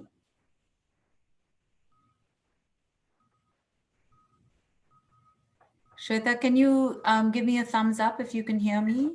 Can hear you, yes. Great. And do you, okay. And you can see me as well? Absolutely. Okay, great. Hi, salam, namaste, good morning, good afternoon, or good evening, depending on where you are. I'm really delighted to join with you, and thank you, Shweta, for the invitation. I saw a few friends on that previous panel, so I'm glad that folks have had a chance to listen to other speakers. I think we're all going to learn a lot about doing these things virtually. So what you're seeing is my workspace and my bedroom behind us. So that's becoming more and more the way all of us are doing our work, but I'm really honored to be with you. I was going to speak a little bit about how I see this current crisis really as a crisis of care, and why I think understanding the power of care and the power of the potential to build a future, much more caring feminist future, is actually within our hands, and why I think that actually has everything to do with questions around gender and gender justice and the current reality of gender injustice. I'm going to speak probably for about 20 minutes or so. Please do feel free to put things in the chat. I will, I'm not the greatest of Zoom experts, but I count on Shweta and others to be able to flag anything for me if there are questions as I'm speaking. For me, the COVID-19 pandemic is really a care crisis, not just a healthcare crisis, but a care crisis.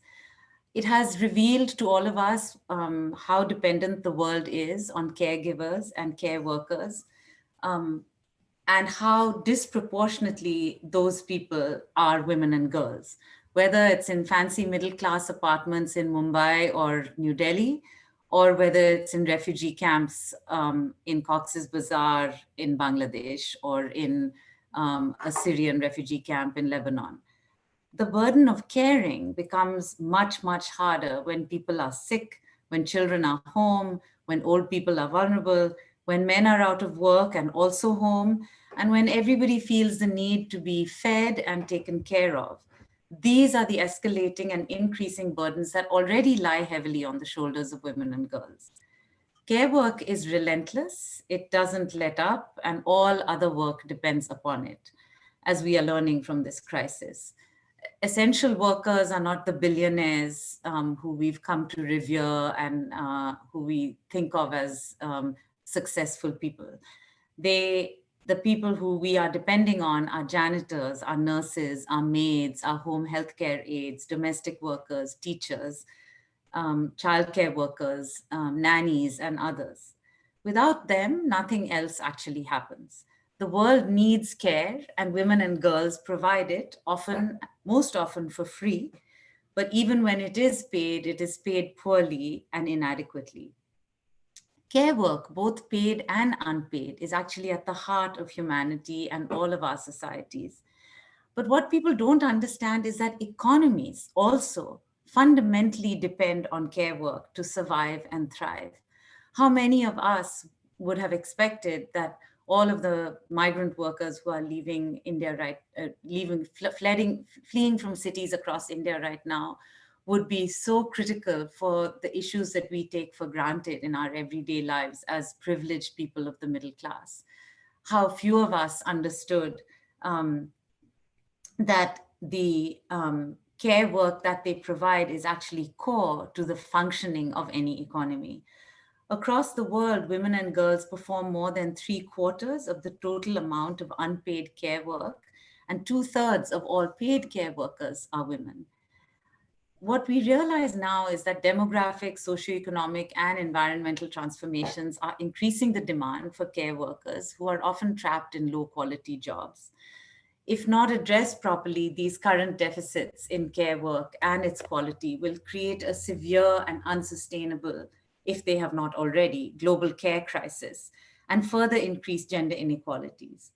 What we need to ask ourselves at this moment of COVID-19 is under what conditions will both paid and unpaid care work be provided? Who will provide for the increasing care needs of the future?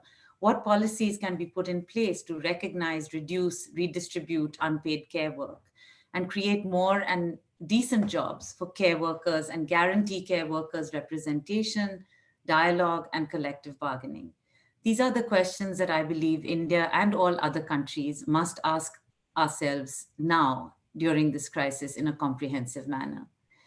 In this moment, we find ourselves in a new historical moment. The current crisis, as I said, is not just the result of a pathogen circulating around the world. It is a crisis of care and the crisis of decades of neoliberal policies that have prioritized profit over people. Years of austerity measures, deregulation, and privatization of the most critical services, alongside the devaluing of care work, has meant that many nation states, from the US to the UK to Brazil to India, are actually unable to cope with the spread of the coronavirus. Governments which have for far too long based their policies on the needs of the few and on the mantra of economic growth are scrambling now to find solutions. This care crisis is often positioned as a war against the virus. The second that male leaders, and they are disproportionately male leaders, frame a crisis as a war, women essentially disappear from being able to have any role in playing a significant response. They disappear from TV screens, from print media, from expert podiums. It is men who know about war. They are the warriors, the generals. So it's an easy thing to miss, but it always diminishes the voice and agency and power of women in such a crisis. Actually, if this was a war, as Arundhati Roy said in her wonderful piece, "The Pandemic is a Portal," you can bet that we would not be out of submarines, fighter jets, and nukes the way we have been out of personal protective care, or the way we have been out of the ability to take care of the challenges that workers are facing. Women are also paying a much higher price in terms of who is losing jobs and who is being laid off in this economy. Women across the globe are concentrated in informal and service economies and are rarely protected by formal or legal arrangements. When their employers stop paying them, they simply stop. And if very few of them are unionized or have recourse to any kind of collective bargaining, their loss of livelihoods in turn immediately impacts the nutrition, health, and education levels of their children and others who depend on them in the family. India has models of impressive organizing for and by the most vulnerable of workers. You only need to look at the state of Gujarat for not the current leadership, but actually the leadership of women in that state. Ila Ben of Seva used Gandhian models of organizing for street vendors and hawkers that became the basis of the Seva model of mobilization of grassroots women entrepreneurs. It is long past time that the same collective bargaining and labor organizing was encouraged, supported, and funded by development and philanthropy, by development and philanthropic funders. Workers' rights matter now more than ever. That is why it's a terrible thing for me to see what is happening in India, that there is a moment in which state governments in India are basically considering reneging on the core labor rights agreements that are enshrined in India's constitutions. There can be no economic justice if we renege on such basic rights. What we are seeing is migrant workers wandering the streets unprotected by police or their employers, dying as a result of the callous disregard of many of us in the upper and middle classes, as well as by our government, which is actually supposed to be serving their interests as citizens. These significant changes in the application of labor laws are taking place first in BJP-ruled states, UP, MP, and Gujarat. And while that is only 3 states, the state of UP alone is close to 240 million people. Larger than either the country of Pakistan or the country of Bangladesh.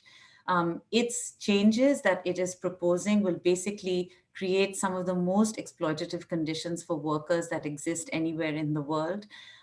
Instead, the government of India could have done what progressive governments are doing in other parts of the world, allocated 3 to 5% of GDP towards sharing the wage burden and ensuring the health of laborers. India isn't alone, however, in taking this harsh position on those who are most vulnerable. Across the globe, COVID-19 is being used as a crisis by authoritarians to push a right-wing, undemocratic playbook, from the US to Hungary to Israel. Journalism, dissent, and protests are all but silenced in the name of the pandemic, but women's reproductive rights and issues related to gender and sexuality are being deemed as unessential. access to birth control, prenatal care, or pregnancy-related care, including abortions, are all at risk. We know that power over our bodies is the most fundamental basic right that we need to be able to have power in the body politic. So this is another area of concern for me. I've spoken a little bit about what the situation is. I want to say a little bit more here now about what I think is needed to create change. For me, moments like this that are crises are also moments where there is such profound rupture that you actually have a situation where the old rules no longer apply and where you can actually step forward into perhaps creating a different future. As with all moments of rupture, when norms crumble, you also have the opportunities to imagine and create a different world. And if the pandemic has taught us anything so far, it is that we are in urgent need of a new politics and a new economics that puts care front and center of life. Care is not only, it's not only the hands-on care people that we've been talking about.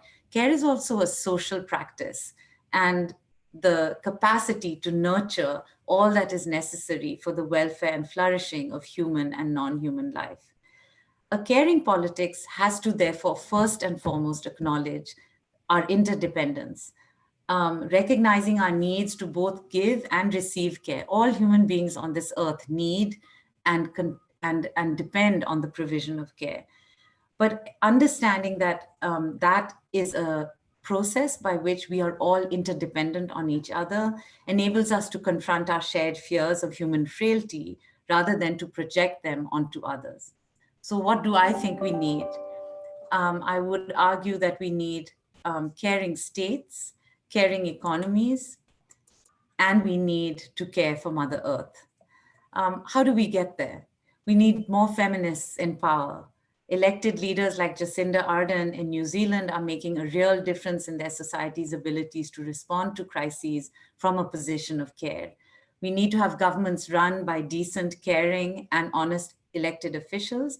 Women are much more likely to fit that bill by every form of research that we have available, but we need feminists of all genders to step up and run for office because good government matters.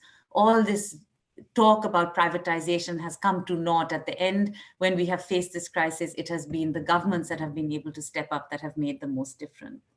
We need an effective, caring, and concerned public sector that takes on challenges like pandemics, offers the social protection of universal healthcare, and invests in forward-looking infrastructure. A state can be caring if notions of belonging are based on recognition of mutual interdependency rather than on ethno-cultural identity, which we're seeing playing out in India right now, and on racialized borders.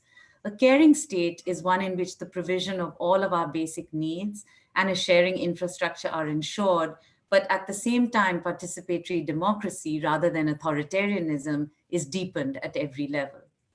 What do we need for caring economies? We need more investments for a feminist economic future. Capitalism has profoundly failed us as a structure on the ground. It does not protect workers, it does not protect the planet, it does not protect our health. Markets need to be regulated, democratically governed, and to be as egalitarian, participatory, and environmentally sustainable as possible.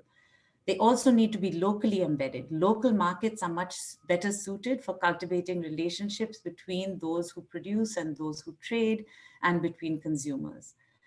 We need more democratic and egalitarian methods of ownerships.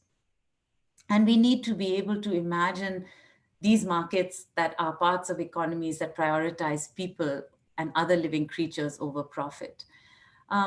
What can we be funding as development funders to think about this?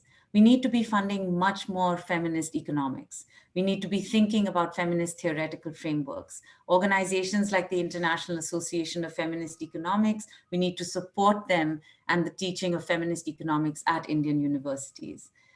There are some extraordinary feminist economics who are Indian and who have much to offer us in the way of providing us with an alternative future. Very few of them actually receive support from funders like us.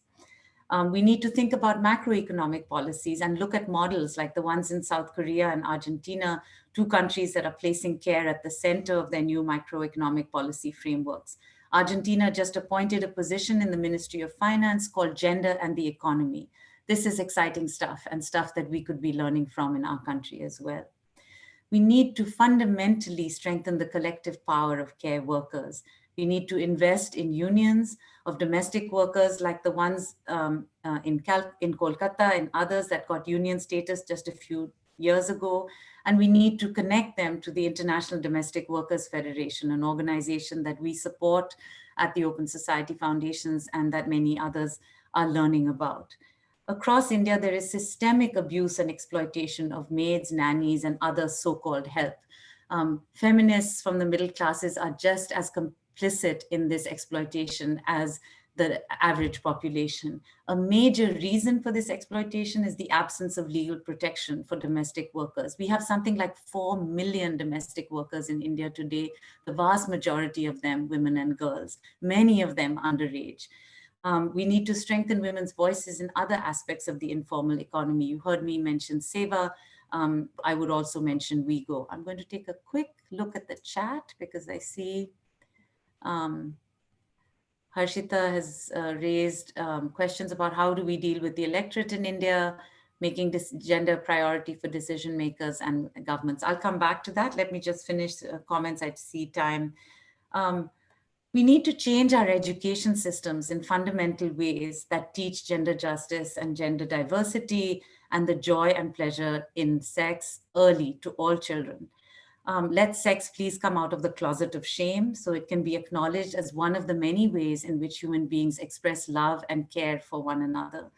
Only then will we dispel the fears of suppression and ignorance that has led India to have one of the worst records on sexual violence in the world. It will also go a long way to addressing unplanned pregnancy, violence, and abuse. Lastly, we could be supporting the feminization of philanthropy. Most money is made, most huge amounts of money and capital are held in the hands of disproportionately male philanthropies. But women's funds, publicly held women's funds, are a way to dispel that. There is an extraordinary women's fund that is called, what used to be called the South Asia Women's Fund is now called the Women's Fund of Asia. But across the world, the Global Fund for Women, Mama Cash, the Ms. Foundation for Women, Madre, Frida, and others offer us examples of an alternative philanthropy, one in which many people put money together in a pot rather than waiting for one person to become a multi-billionaire like Bill Gates or Mr. Premji, no matter how caring and decent they might be. Democratizing philanthropy is an important piece of this work. And lastly, as I said, care for the planet. It's critical for us to not disconnect the economy and the polity from the planet. This is our mother. If we say Bharat Mata, and if we don't actually take care of her as we would our own mother, then we are failing her in a profound way. And we are failing Mother Earth across the planet in a profound way. So I think the models that we currently have of gross and crass exploitation, dependence on extractive industries, and complete disregard for the well-being of the earth and the air and the waters of India need immediately to be replaced with other alternatives. Our caring imaginations must also move beyond the nation state and understand that no one is a stranger in a world where any of us can get a virus from any part of the world. In the end, it is only by celebrating our mutual interdependency that I believe we will be able to walk into this different world. To end with Arundhati Roy again, years ago when I was at the State of the Social World Forum, World Social Forum in Mumbai, she made her famous statement that another world is not only possible, she is on her way. And on a quiet day, like the days we've had during these pandemic lockdown, we can hear her breathing. I sincerely hope that India will choose that route of caring. Thank you all very much. And Shweta, would you just like me to respond to these questions that are in the chat for right now? Sure, I think that'd be great, Kavita. If you can see the questions, I think those would be good ones to start with. Yeah, excellent. I can. So when we talk about what does the electorate doesn't want to elect caring leaders, I think that we're making a gross generalization. I think that if you look in different parts of India and in different regions of India, you see very different outcomes. So the fact that a national government reflects actually just the system both in the United States and in India, where you can have a majority of popular votes going elsewhere, but that you can end up with an elected, so-called elected leadership that actually doesn't represent those popular votes. I think it's important for us not to buy into the narrative that people have just chosen these elected leaders and therefore we deserve what we have gotten. You can look at a state like Kerala, which has had such a different and successful approach to dealing with this pandemic and such a different approach to dealing with the rights of workers. And you can contrast that with UP and you can see that in the same country, you can have two very different approaches. Also, I think successive levels of profoundly poorly governed states can also create a sense of apathy and a sense of despair amongst those people who have no other choices. So I would say we don't just kind of throw up our hands and say, oh, the electorate, but I think particularly as middle class and upper middle class Indians, I think who have tended to sort of sit back, not go to the polls, not see this as their civic responsibility. It is up to us to start speaking up as citizens and to participate also in the work that is necessary to kind of shift and make for a more caring economy. As long as middle class Indians think that what is currently going on is perfectly acceptable and the people who are suffering are not really us, so why should we care? As long as we don't use our relatively higher levels of power and influence in the places where we can, in municipal governments, in local governments, even in the governance of our little housing colonies, you can see the hatred and the despicable ways in which people in middle-class housing colonies treat maids and workers, for example. If we began to shift the ways in which we treated chowkidars and the people who clean our homes and the people who cook our food, that would go a long way to being able to then shift what we would expect to see in the broader environment. I think often of Eleanor Roosevelt's words about human rights. Where, after all, do human rights begin? In places that you cannot see on a map close to home. So that's what I would say on that. Other questions that I'm seeing from the audience, how do we make gender a priority for our decision makers?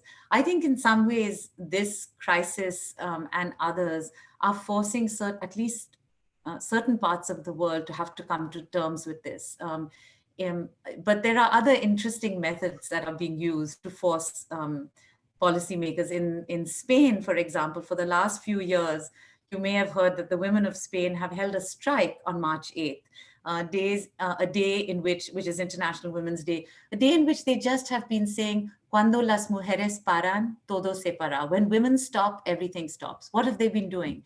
They've been saying both paid and unpaid workers alike, doesn't matter. Women just don't do anything for a day. The economic cost of that to Spain has been in the billions. You can just look it up on any, on any website. The women's strike in Spain has now increasingly been supported by labor unions because they've been able to make the point that how is it possible for guys to go to do their, management consulting work and work 80-hour weeks? Guess who's cooking their food? Guess who's looking after their kids? Guess who's making their beds? Guess who's being able to actually make sure that they can actually work for 80 hours a week? That is what the government of Korea has just recognized, because women have been, fertility in Korea has been declining as women have just refused to have children because they can't manage the multiple care burdens of elderly parents and very young children. And initially the government of Korea responded by pushing, you must have more children, you must have more children. And it just didn't work. Women were just like, we're not buying that. And we now are educated and have access to birth control. And no, sorry. Now the government of Korea is shifting to recognize in its macroeconomic models that care is such a fundamental need of their society and that their economic growth is actually dependent on the provision of decent and quality care, and that you cannot expect women and girls to just continue providing that for free. So I think there are all sorts of models, all the way from having economists put pressure at the highest levels, from grassroots mobilizations and strikes. I know we're almost at time, right? Yeah, and that's okay, but I was actually going to see if I could jump in with a question of my own, which is really to say, if there's one thing that you want the Indian government to be doing that it's not doing today, during this crisis, coming out of this crisis for women, what would it be? I would actually look to establish legal protections for domestic workers. I think it would be an extraordinary statement, and it would be a huge shift in the way India values some of its most vulnerable communities. And I think it would force women in every other class who depend on the incredible labor of domestic workers to be able to actually recognize them, honor them, and lift up that work in a way that actually changes our own attitudes to being able to create this more caring economy. So yes, I would look for something, and I don't look for it necessarily at the national level. I think that can happen at state levels and at municipal levels. So you can make those changes locally. And I really appreciate that comment, and I think it's a good note to end this conversation on. And the reason I say that is because this crisis, if anything, has put our care workers, whether at home or those people who are actually being paid to do that work in our homes, it's brought to bear how important they are and how much our life just fall apart at the seams when they go, right? And when they can't come back for months, and it's like all of a sudden it's the absence of them in our lives that have made them more visible than ever before. And so it feels like this particularly opportune moment to take advantage of that and say, actually, when they do come back, how do we protect them in a way that we've never ever done in the centuries of Indian history, thousands of years of history done. Yeah, and I think that unfortunately in India, a lot of that is tied up with our assumptions of the caste system and assuming that people are just born into doing certain things. So I think it is also going to require a fundamental engagement, especially in Hindu communities across India, with the assumptions of caste. But that's another lecture for another time. That's another lecture for another time, but I think you've left us on a really inspiring note and a topic that's not getting nearly the attention that it deserves. So Kavita, I really want to thank you for being our keynote speaker for the day. I've received so many comments just saying how thankful people are for you to have given the time and shared your thoughts. And you've certainly given us a lot to think about and a lot to think about in terms of what we do next. So thank you so much. It's been a pleasure. Take care. All right. Cheers, Kavita. Bye. Bye. And folks, for those of you who are on the line, we are nearing the end of our gender conversation for Charcha today and for the session. And before we move on to our next speaker, what I wanted to do is actually close out the session. So first, I wanted to just take a couple of minutes to thank each of you for engaging so deeply over the course of the last couple of days on what I think are just really important conversations and topics as part of the broader gender discourse. Together over 6-7 hours of programming, we talked about ways to make gender forward policies, combat gender-based violence, invest in girl capital as a better bet for recovery, elevate women as equal partners in economic resilience, and finally bring the missing half into the gender conversation. When I look back at what some of our panelists said, including Dr. Yunus, what I've really been reminded about is that we can use COVID as an opportunity to reset and take it as an opportunity to change centuries and thousands of years of norms that have set us back. And what I wanted to do was leave you with some pearls of wisdom that we've heard over the last couple of days. Padma Shri Rananeben said to us, we say women have to break the glass ceiling, but poor women have sticky floors. Their challenges are very different. We must remember to acknowledge these challenges and solve for them. And on that point, I think Kavita, who just spoke, the thing that she said to me that really resonated and I'll remember is she called for a new politics, a new economics that puts care at the front and center of life. The men engagement panel echoed that gender equality needs men and men need gender equality. Let's not forget that. The women empowerment panel shared how private sector has become more responsive to their women employees and mentorship is the way to go, highlighting the role that media plays in helping reset the norms. And for that, I think, let's continue the conversation visibly, publicly, and let's hold our employers accountable for change as we head out of the lockdown and into a new normal of how we work. Our girls' education panel shared their personal motivations in promoting girl capital. And I hope that all of us, no matter whatever our background is, that we can be agents of change and that we all respond to COVID in a gender transformative way.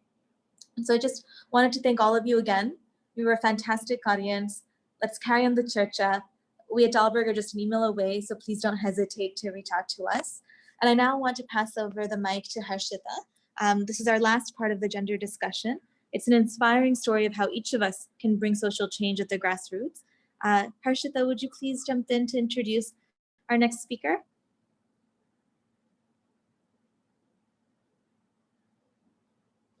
Harshita, are you there?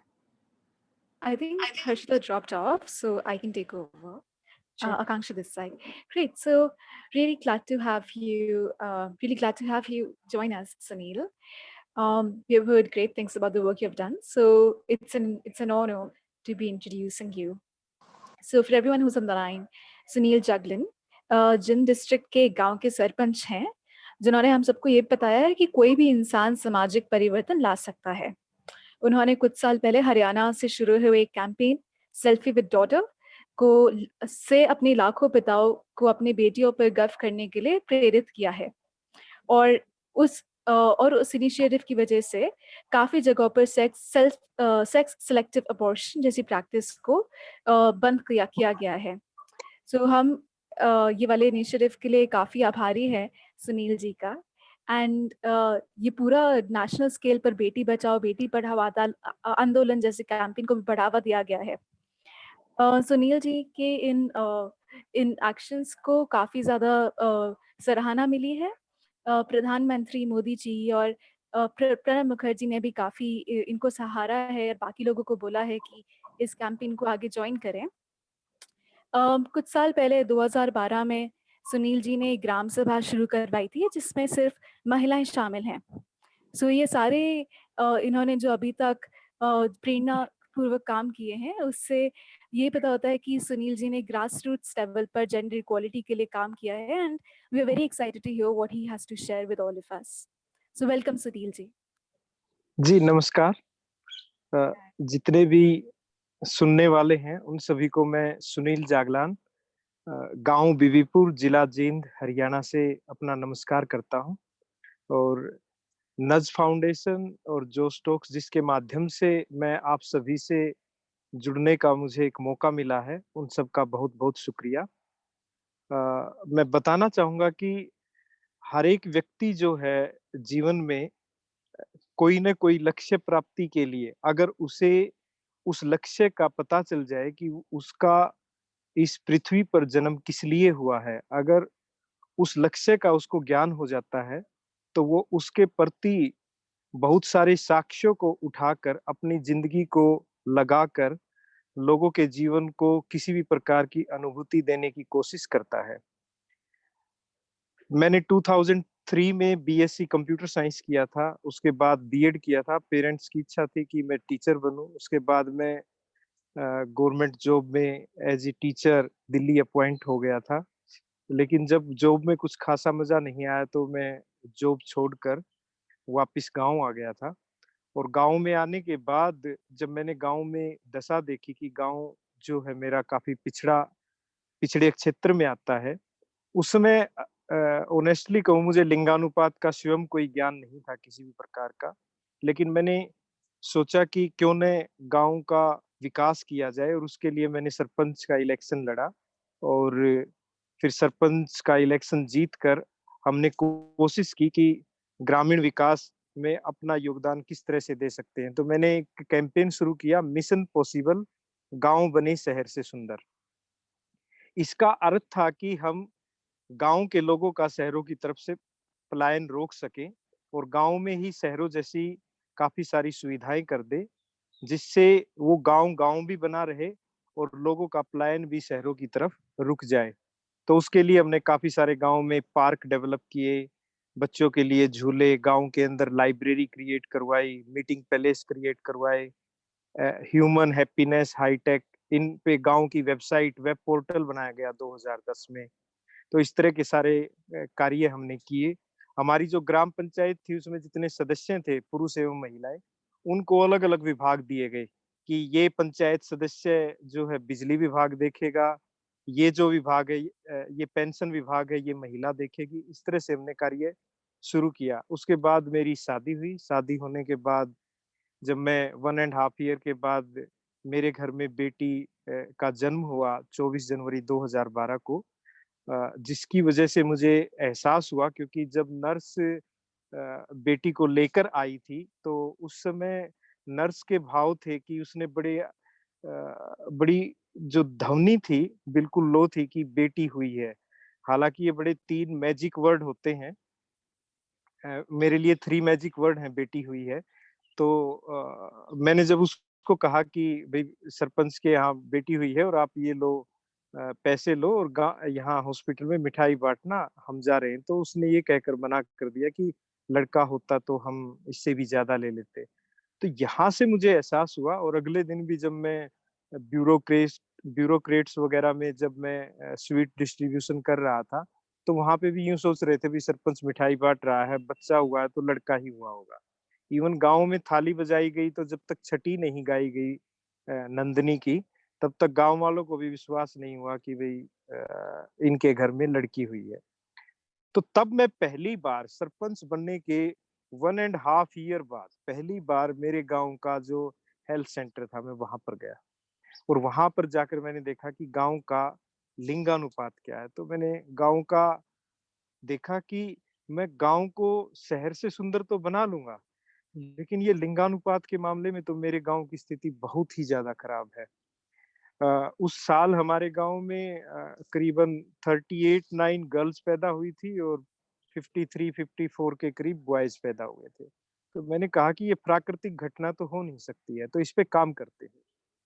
तो इस पे काम करने की सोची, तो मैंने गाँव के लोगों से बात की, तो बहुत सारी बातें निकल के आई, और फिर मैंने सोचा कि जिनकी समस्या है उन्हीं से बात करते हैं। तो 18 जून 2012 को हमने देश की पहली महिला ग्राम सभा कराई, और उसका एक ही उद्देश्य था कि जो लड़कियों को भ्रूण के रूप में मार दिया जाता है, उसको रोकना है। तो कन्या भ्रूण हत्या रोकने के लिए देश की पहली महिला ग्राम सभा करवाई, और उसमें हमने कंप्लीट महिलाओं की कमेटियाँ गठित की। उसमें खास तौर पर निकल कर आ गया, क्योंकि अच्छा ब्रेनस्टॉर्मिंग हुआ उस मीटिंग में।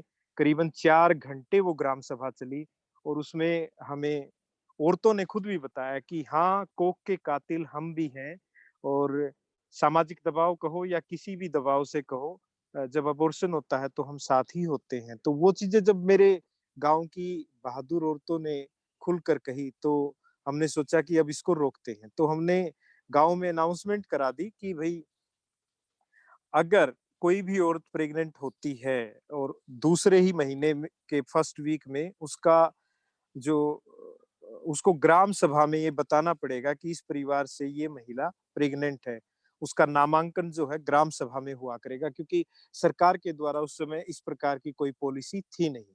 तो हमने ग्राम पंचायत में डिक्लेयर कर दिया कि अगर कोई ऐसा नहीं करेगा तो इसका अर्थ समझा जाएगा कि वो लड़का होने के लालची हैं, और वो वेट कर रहे हैं ताकि ये भ्रूण डेवलप हो जाए और वो लिंग जांच करके पता लगा सके कि लड़का है या लड़की है। तो इस माध्यम से हमने ये जो शुरुआत गाँव के अंदर की, और हमने पूरे गाँव में से जिन घरों में पहला बच्चा लड़की है, दूसरा बच्चा भी लड़की है या 3 लड़कियाँ हैं किसी की, उनको हमें जो दूसरा काम था वो कुछ समय के लिए छोड़ दिया, एक ही काम पर लग गए, और गाँव के अंदर बुजुर्ग महिलाएँ जो थी, उनकी हमने कमेटी कॉन्स्टिट्यूट कर दी, बिल्कुल सीक्रेट एजेंट की तरह, और ड्यूटीज़ लगा दी कि पंचायत की तरफ से आपको कुछ रेवेन्यू भी दिया जाया करेगा। आप जब भी कोई ऐसी महिला बाहर भी जाती है, तो उनके साथ जाएँगे। तो इस तरह से जब हमने काफ़ी सारी रिस्ट्रिक्शंस गाँव के अंदर लगा दी, तो साथ में हमने गाँव में जो मंदिर थे, वहाँ पर हमने मीटिंग्स करनी शुरू कर दी, और फिर हमने जो धर्म का प्रयोग हो सकता है इस चीज़ में कि एक तरफ तो आप भगवान को पूजने आते हो, और दूसरी तरफ आप कह रहे हो कि बहुत से ऐसे हैं जो अबॉर्शन भी कराते हैं। तो इस तरह की जब चीज़ें धर्म के साथ भी जुड़ी, तो कुछ लोगों को एहसास होना शुरू हुआ। फिर ऐसा करते-करते हमारी जो ये जर्नी थी, एक बार का वाक़या है कि एक बार हमने दिखाया कि भ्रूण हत्या होती कैसे है, उसका पूरा वीडियो गाँव में हमने प्रोजेक्टर लगा के दिखाया कि कैसे जब कोई डॉक्टर भ्रूण हत्या करता है, तो सबसे पहले टांगे निकलती है, फिर गर्दन निकलती है, बीच का हिस्सा निकलता है, तो बहुत सी औरतों की आंखों में आंसू थे। तो असल में मैं क्योंकि किस तरह बदला, क्योंकि मुझे एहसास हुआ तो मैं बदल गया, वरना मैं भी और जैसे पुरुषों जैसा ही था।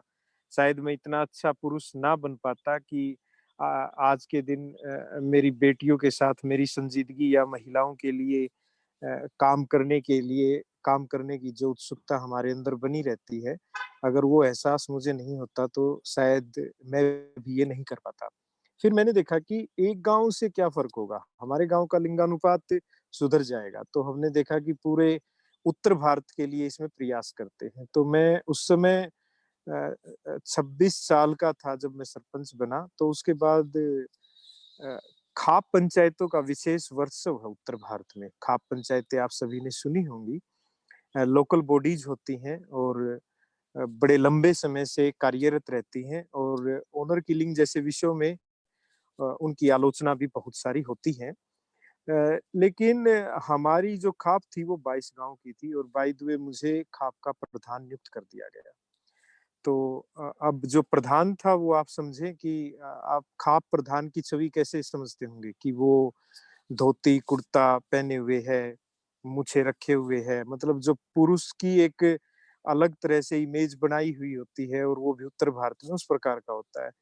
लेकिन फिर एक जींस और टी-शर्ट वाला लड़के को खाप प्रधान बना दिया। तो हमने फिर क्या किया कि गाँव में 5 प्रदेशों की, जिसमें उत्तर प्रदेश, राजस्थान, पंजाब, हरियाणा, दिल्ली, इन सभी की खाप लीडर्स को गाँव में न्योता दिया कि आओ हम इस मुद्दे पर विचार विमर्श करते हैं। तो वो जब हमने विचार विमर्श शुरू किया, तो उसमें कुछ खाप लीडर्स ने कहा कि भई आप खाप पंचायत कराओगे तो किस तरह से इसका आयोजन होगा? मैंने कहा कि देखिए, इस खाप पंचायत में क्योंकि ये समस्या महिलाओं की है, तो इस जो प्रारूप मैंने महिला ग्राम सभा का किया था, तो ये एक प्रकार से 5 प्रदेशों की महिला ग्राम सभा टाइप में करवाना चाह रहा था। तो मुझे मेरा उद्देश्य जो था वो पूरी तरह क्लियर था। तो मैंने उसमें जब कुछ कुछ खाप लीडर्स थे, नकारात्मक विचारधारा थी जिनकी, उन्होंने कहा कि भई महिलाएँ खाप पंचायत में नहीं आएँगी।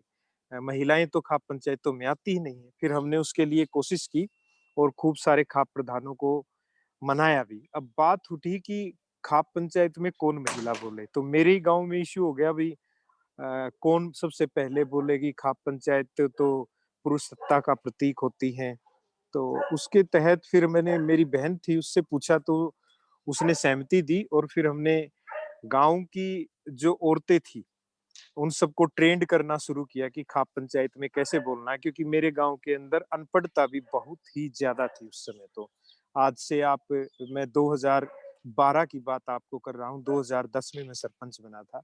तो जून में हमने तैयारी शुरू की, 14 जुलाई 2012 को खाप पंचायत हमारे गाँव में ही हुई और उस खाप पंचायत का उद्देश्य भी वही रखा कि कन्या भ्रूण हत्या रोकने के लिए खाप पंचायत, महाखाप पंचायत।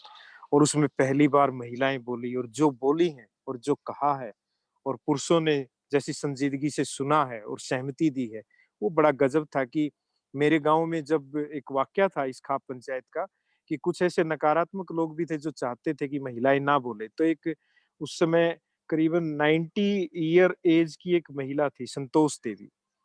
उसने जब बोलना शुरू किया तो किसी ने जानबूझ के तार जो है वो काट दी। काटने के बाद बिल्कुल सन्नाटा सा हो गया एकदम। एक बार शोर हुआ लेकिन जब हम खड़े होकर बोले, फिर उस महिला ने, है ना, वो घूंघट में थी उस समय और उसने बोलना शुरू किया। तो उसने कहा कि मैं 16 साल की थी जब मैं शादी होके आई और मैं अब 90 साल की हो गई हूँ। लेकिन मैं शायद मेरे शहर के अंदर भी कितनी बार गई होंगी, 8 या 10 बार आज तक टोटल गई हुई होंगी। तो हम महिलाओं के ऊपर इतनी सारी पाबंदियां हैं और ये जो नई शुरुआत की जा रही है, तो मैं खुद उस महिला ने खुद अपना घूंघट भी उठाया और सभी खाप पंचायत और नई नवेली जितनी बहुएं थी, बेटियां थी, उन सभी को एक संदेश दिया कि देखो, मैंने जिंदगी जी के देख ली औरत की, हमारा कितनी प्रकार का शोषण होता है। अब हमें नई प्रकार की जिंदगी जीनी होगी। तो एक ऐसी औरत जो कभी स्कूल की चार दीवारी के पास नहीं गई थी और उसने अपनी बात 3-4 हजार लोगों के सामने इस प्रकार से रखी और माइक भी नहीं चल रहा था और सबको सुनाई दे रही थी। तो ये आवाज थी हमारी, जो हमने महिला खाप पंचायत कराई और उसमें निर्णय लिया कि हम केंद्र सरकार और राज्य सरकार को भेजेंगे कि कन्या भ्रूण हत्या करने वालों पर 302 की धारा के तहत मुकदमा दर्ज होना चाहिए। तो हमारे मुख्यमंत्री थे उस समय, उन मुख्यमंत्री को बड़ा अच्छा प्रयास लगा, तो हमें 1 करोड़ रुपए का इनाम मिला।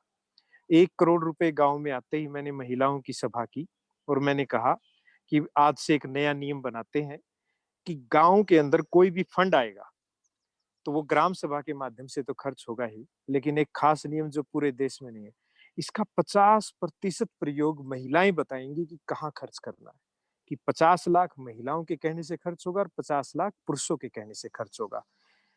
तो इस प्रकार के जब हमने निर्णय लिए, तो गाँव में जो लड़कियां थी, तो हमने इस अभियान का नाम दिया था उस समय बेटी बचाओ अभियान। इस अभियान को फिर गाँव की जो लड़कियां थी वो +2 तक का हमारा स्कूल था और बाहर पढ़ने कम जाती थी। तो हमने फिर ग्राम सभाएं की और फिर हमने निर्णय लिया, हमने अभियान शुरू किया था बेटी पढ़ाओ वर्ष 2013 के अंदर।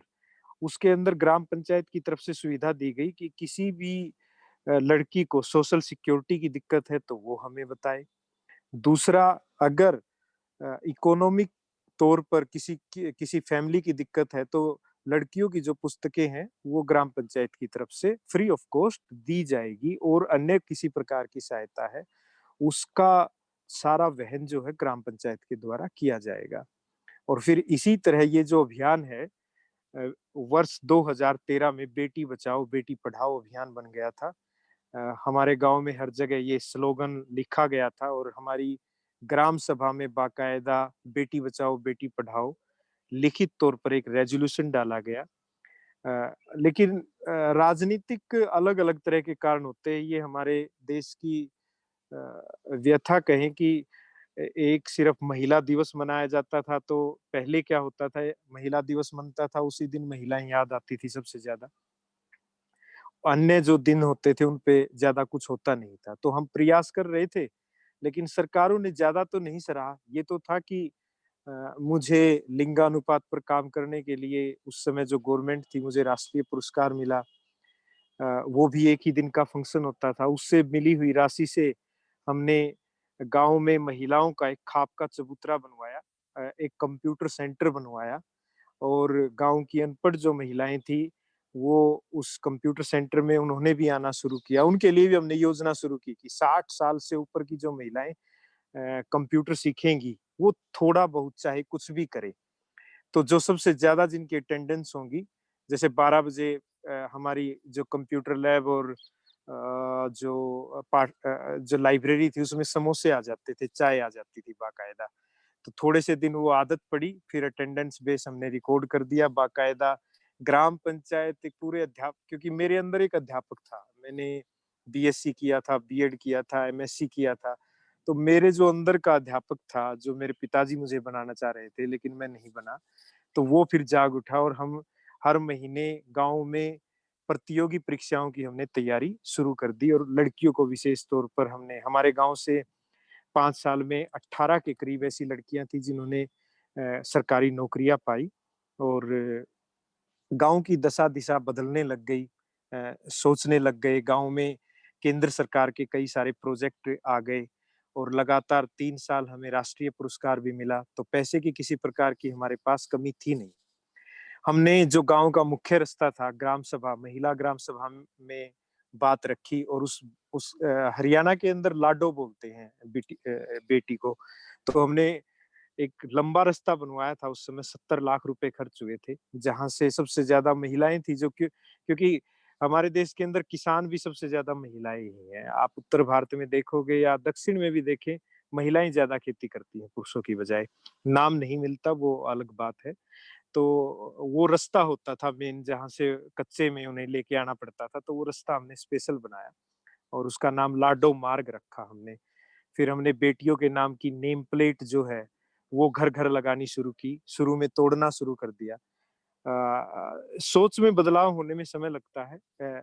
इन ग्राम सभाओं के माध्यम से, विशेषतः महिला ग्राम सभाओं के माध्यम से मेरी खुद की सोच भी बदली कि मेरे घर के बाहर भी सरपंच सुनील जागलान ही लिखा हुआ था घर के बाहर। तो सबसे पहले मैंने वो पत्थर हटाया और उसके बाहर मेरी बेटी के नाम से नंदनी निवास, और फिर हमने हर एक घर की ईमेल आईडी भी बनाई बेटियों के नाम से। तो इस तरह के जब प्रयास लगातार करते रहे तो जो जागरूकता थी पूरे हरियाणा भर में शुरू हो गई। फिर हमने एक कैंपेन शुरू किया, उसका नाम था बहू दो वोट लो। सुनने में बड़ा अजीब सा लगता है, बहू दो वोट लो। लेकिन राजनीतिक लोगों को कैसे जगाए, इसका यही तरीका था। उसको हाईलाइट करने का तरीका था कि वर्ष 2014 में हमने प्रधानमंत्री उम्मीदवार राहुल गांधी, नरेंद्र मोदी, अरविंद केजरीवाल सभी को लिखा कि हम उन लोगों का प्रचार प्रसार फ्री में करेंगे जो लिंगानुपात के मुद्दे पर अपनी रणनीति बताएंगे कि वो क्या करेंगे। आप हरियाणा के अंदर देखें तो 18 से 16 लाख जो लोग हैं वो रेड जोन में आ जाते हैं। रेड जोन का मतलब 40 पार जिनकी शादी नहीं हो पाती है, तो ऐसे लोग आ जाते हैं। तो हमने कहा कि ये जो समस्याएं हैं ये भी इसलिए हैं क्योंकि जब से भ्रूण हत्याएं होनी शुरू हुई है उन्हीं की वजह से ऐसा हुआ है कि लड़कियों की कमी हुई है और शादियां नहीं हो पाती, जिसकी वजह से हरियाणा के अंदर बिहार, उत्तराखंड, नॉर्थ ईस्ट, उत्तर प्रदेश, पश्चिम बंगाल से बहुओं को 1.5 से 2 लाख रुपए में खरीद कर लाया जाता था। तो हमने उन बहुओं की व्यथा भी लोगों के सामने हम लेकर आए, क्योंकि एक बहू को घर की एक जिम्मेवार बहू और उसका बहू होने का जो पूरा मतलब अर्थ है वो तभी पूर्ण होता है जब वो एक बेटे को जन्म देती है, ऐसा माना जाता है हमारे समाज में। तब तक वो पूर्ण रूप से बहू का जो एक मुकुट होता है उसे मिल नहीं पाता है। और अगर प्रदेश से बहू पैसे में लेकर आए हैं तो वो बड़ा ही मुश्किल होता है। तो ऐसे करते करते हमने फिर गांव में ही जो अन्य अभियान थे बहुत सारे वो गांव के अंदर शुरू किए। उनमें से एक था कि मेरा जन्मदिन ये हो, मेरी बेटी का हो, तो उस दिन महिलाओं के लिए किसी न किसी विषय पर सेमिनार करवाता था। मेरी मम्मी के जन्मदिन पर, हमारी एनिवर्सरी हो, तो 19 जून को मेरा जन्मदिन था 2015 में, तो 9 जून को 2015 में हमने सेल्फी विद डॉटर अभियान शुरू किया कि टीवी पर गाना चल रहा था, सेल्फी ले ले रे, बजरंगी भाईजान का उस टाइम, और मेरी बेटी फ्रंट कैमरे से नंदनी जो है वो फोटो ले रही थी।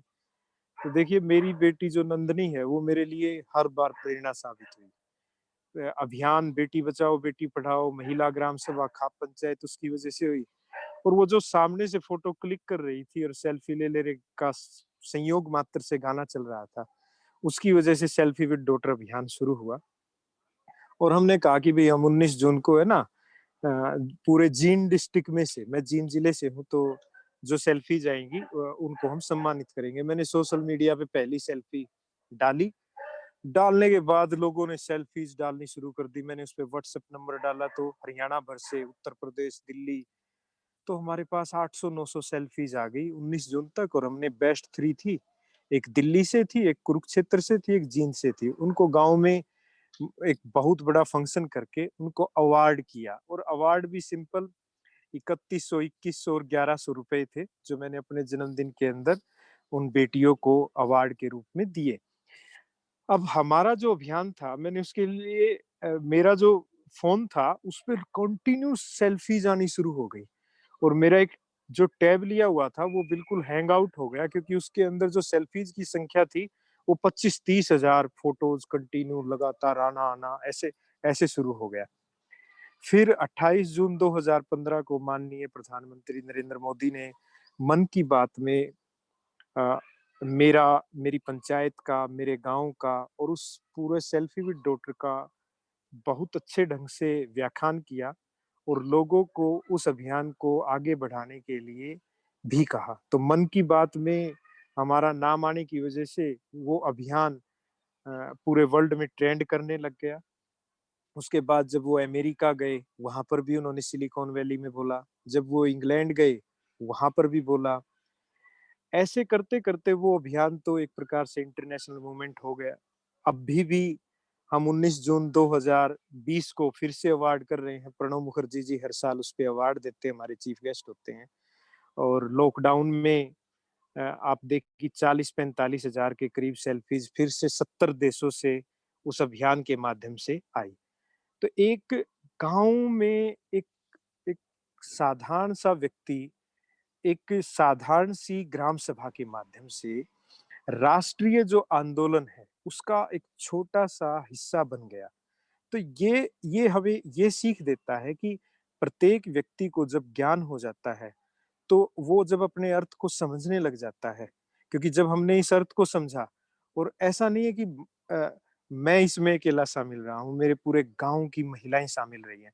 आज के दिन मेरे गांव में सिर्फ जैसे 70 महिलाओं की एक कमेटी है, महिला दुग्ध समिति, 3500 लीटर दूध उसमें हर दिन आता है।